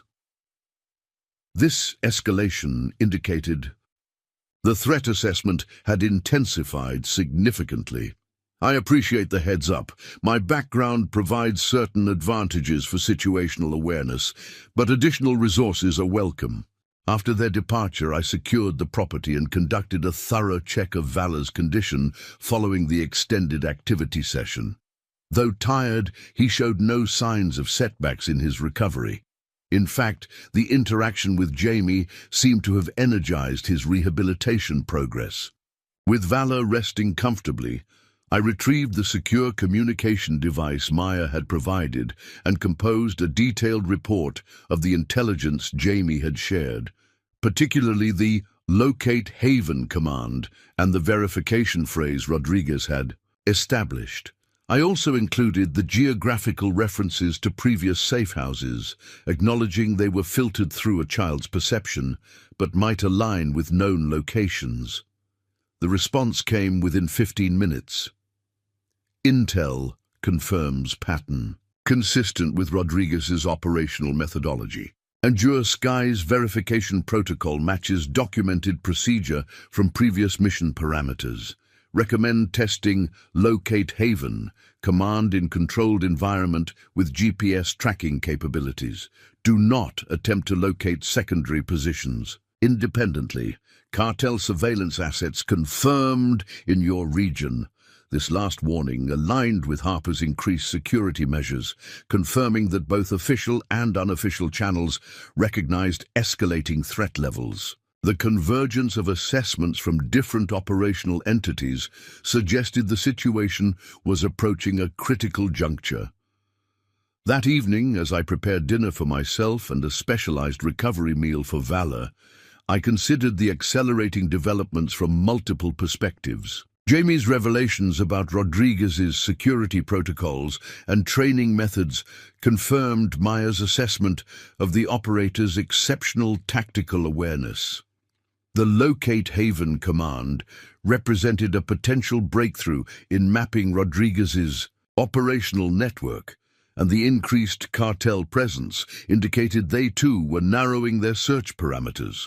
We were engaged in a race with life or death stakes, to locate Rodriguez before his pursuers did, to unravel the conspiracy he had discovered before it could be further contained, to protect his son from forces that had already demonstrated willingness to execute military personnel.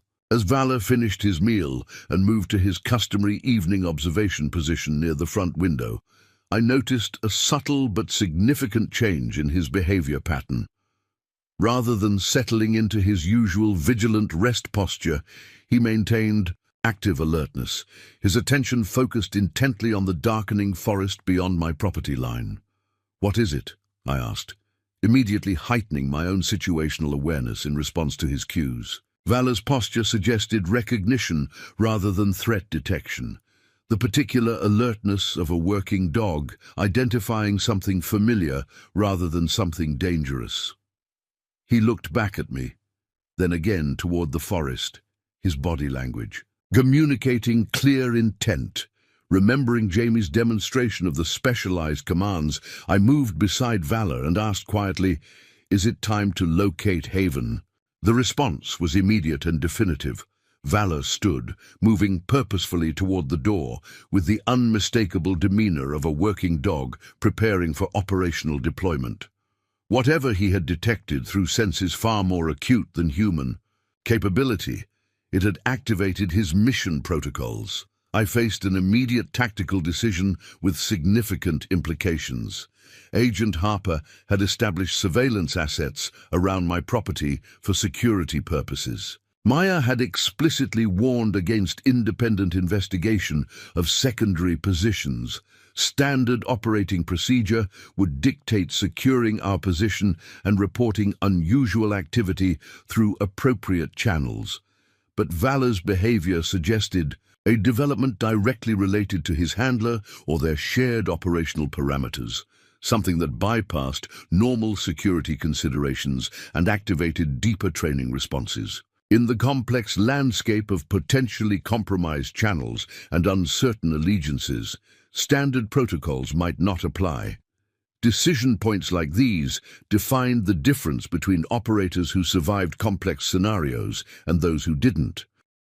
The calculus involved balancing multiple variables with incomplete information under time pressure, exactly the kind of situation my military training had prepared me to navigate. I made my decision based on the most reliable intelligence source available, Valor's operational instincts and specialized training. If Rodriguez had established communication or signaling methods that his military working dog could detect, that connection represented our most direct path to resolving the increasingly dangerous situation. "All right, soldier," I told Valor, retrieving minimal tactical equipment from my storage locker. "Show me what you've found." The decision to follow Valor's lead required careful preparation. Despite his remarkable recovery progress, he was still regaining full strength, and I needed to ensure our expedition wouldn't compromise his rehabilitation. I quickly assembled essential supplies, a specialized tactical harness that would support Valor without restricting his movement, a compact medical kit with his prescribed medications, water, high-energy supplements, and minimal survival equipment. Night. Operations in mountainous terrain carried inherent risks, but they also provided tactical advantages: reduced visibility to potential observers, cooler temperatures for Valor's exertion management, and enhanced operational security. I equipped myself with night vision capabilities, communications equipment including the secure device Maya had provided, navigation tools, and defensive options appropriate for the potential threats we might encounter. Before departing, I left a deliberately ambiguous note secured in my cabin. If Harper's surveillance team investigated my absence, they would find indication of a night training exercise with expected return by morning. This provided plausible explanation without revealing our actual purpose or destination. Operational parameters established, I told Valor as I fitted his tactical harness, using terminology that aligned with his training framework. You lead, I support. Mission priority is reconnaissance only. Locate position, confirm status, avoid engagement. Whether through actual comprehension or response to my tone and body language, Valor's demeanor shifted into operational mode, focused, disciplined, purposeful.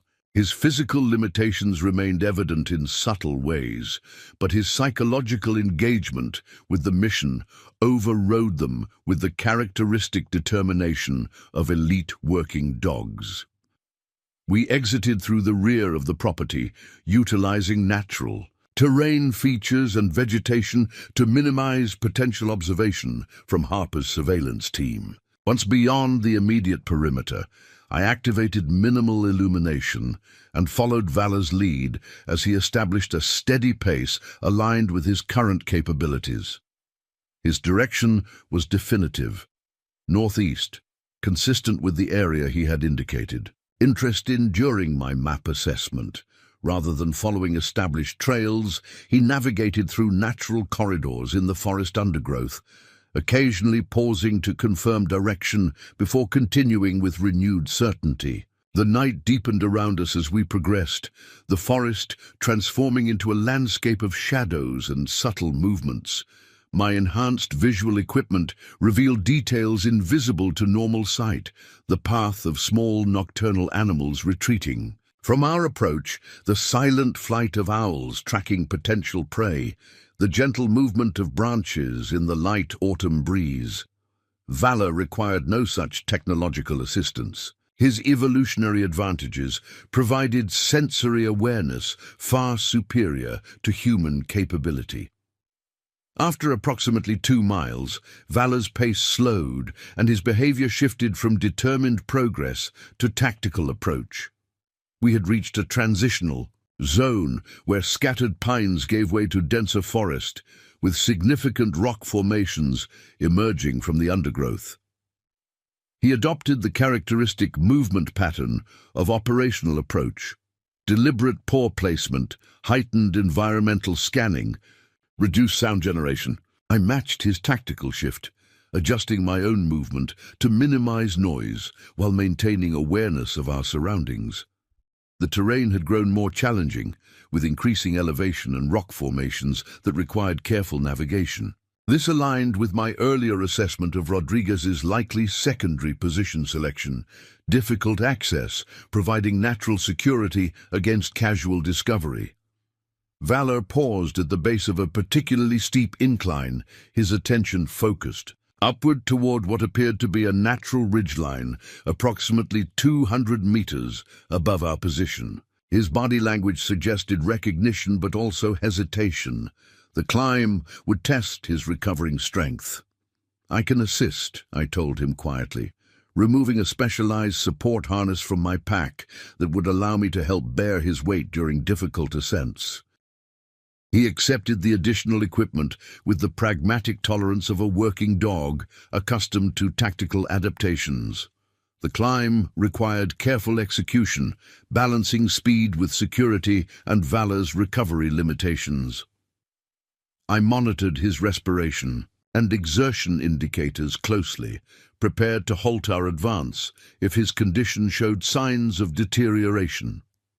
Despite the physical challenge, his focus remained unwavering, his determination evident in every calculated movement. As we neared the ridgeline, Valor's behavior shifted again, more alert, more intent. He led us along the natural contour of the ridge rather than directly to its peak, utilizing an approach vector that maximized cover while minimizing skyline exposure.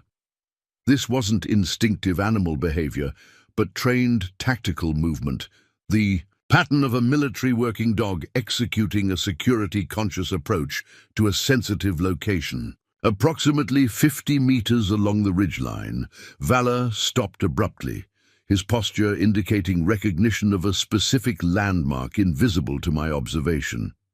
He oriented toward what appeared to be a dense cluster of vegetation against a rock, face waiting for my acknowledgement before proceeding. I studied the area carefully through my enhanced optics, eventually identifying what had triggered Valor's response, a nearly invisible disruption in the natural pattern of the vegetation, suggesting deliberate arrangement rather than random growth. The camouflage was exceptional, detectable only through the combination of Valor's specialized training and my tactical assessment experience. "Well done," I murmured, rewarding his identification with brief acknowledgement before focusing on security assessment of the immediate environment. No indicators of recent human presence were evident, no thermal signatures beyond expected wildlife, no disturbance of the natural ground cover surrounding the concealed position. We approached with maximum caution, maintaining tactical discipline despite the apparent absence of immediate threats. As we drew closer, the nature of the hidden position became clear. A natural crevice in the rock face had been expanded and reinforced to create a concealed observation post, invisible from all approaches except the specific vector Valor had selected. The entrance was secured with a rudimentary but effective countermeasure, fishing line strung across the opening at irregular intervals, attached to empty shell casings that would create noise if disturbed by unaware entry. This wasn't meant to prevent determined access, but to provide warning of casual discovery, a standard special operations technique for remote positions. I carefully documented and disarmed the warning system, noting the professional implementation that confirmed Rodriguez's operational discipline. Valor waited with practiced patience, his attention divided between our immediate surroundings and the concealed entrance, maintaining security while I addressed the technical aspects of our approach. With the passive security measures neutralized, I conducted a final perimeter check before signaling Valor to proceed. He entered the concealed position with tactical precision, his movement pattern confirming prior familiarity with the space. I followed, activating minimal illumination only after ensuring the natural camouflage had been restored behind us. The interior revealed Rodriguez's professional thoroughness. The natural crevice had been expanded into a functional observation post with carefully constructed features, a reinforced position providing clear sightlines to the valley below while maintaining concealment, a small storage area containing essential supplies, and a communications setup consisting of specialized equipment I recognized from certain special operations deployments. Most significantly, the position offered direct observation of 3 key locations: the cave, where Jamie and Valor had been discovered, the main access road entering the national forest, and a small clearing that could serve as an emergency extraction point. The tactical selection was impeccable, perfect overwatch position with multiple observation zones and secured approaches. I conducted a methodical inventory of the position's contents, documenting each element for intelligence value while maintaining the original organization. The supplies included military-grade rations with consumption dates suggesting occupation within the past 2 weeks, a medical kit with items recently utilized, and communication equipment in standby mode rather than powered down, indicating potential ongoing operational status. A weatherproof case contained documentation that immediately captured my attention. Detailed notes on vehicle movements, personnel observations, and communication patterns. Rodriguez had been conducting systematic surveillance from this position, tracking what appeared to be cartel search operations in the surrounding region. His notations were professional and precise, indicating suspected surveillance teams, pattern, analysis of their movements, and assessment of their search methodology. The most recent entry was dated just 3 days prior, confirmation that Rodriguez was not only alive but actively operating in the immediate area. The tactical implications were significant. He was maintaining observation of potential threats, monitoring the security of his son's former position, and potentially preparing for either extraction or direct engagement, depending on evolving circumstances. As I documented these findings, Valor explored the position with evident familiarity, eventually settling into what appeared to be a designated rest area, a position that provided both security and comfort, consistent with how a handler would establish accommodations for a working dog during extended operations. The most valuable intelligence emerged from a concealed compartment Valor identified behind the main storage area. Inside was a sealed, waterproof document case containing operational materials that explained much of the current situation. Maps marking cartel movement patterns, documentation of suspected compromised military channels, and evidence supporting Rodriguez's assessment regarding diverted military equipment. Most critically, the case contained a letter addressed simply to Recovery Team, with specific instructions regarding Jamie, Valor, and coordination protocols for secure extraction. Rodriguez had prepared contingency materials for precisely the kind of intervention that was now unfolding, anticipating that eventually trustworthy elements within the military structure would establish contact and initiate recovery operations. Up next, you've got two more standout stories right on your screen. If this one hit the mark, you won't want to pass these up. Just click and check them out, and don't forget to subscribe and turn on the notification bell so you don't miss any upload from us.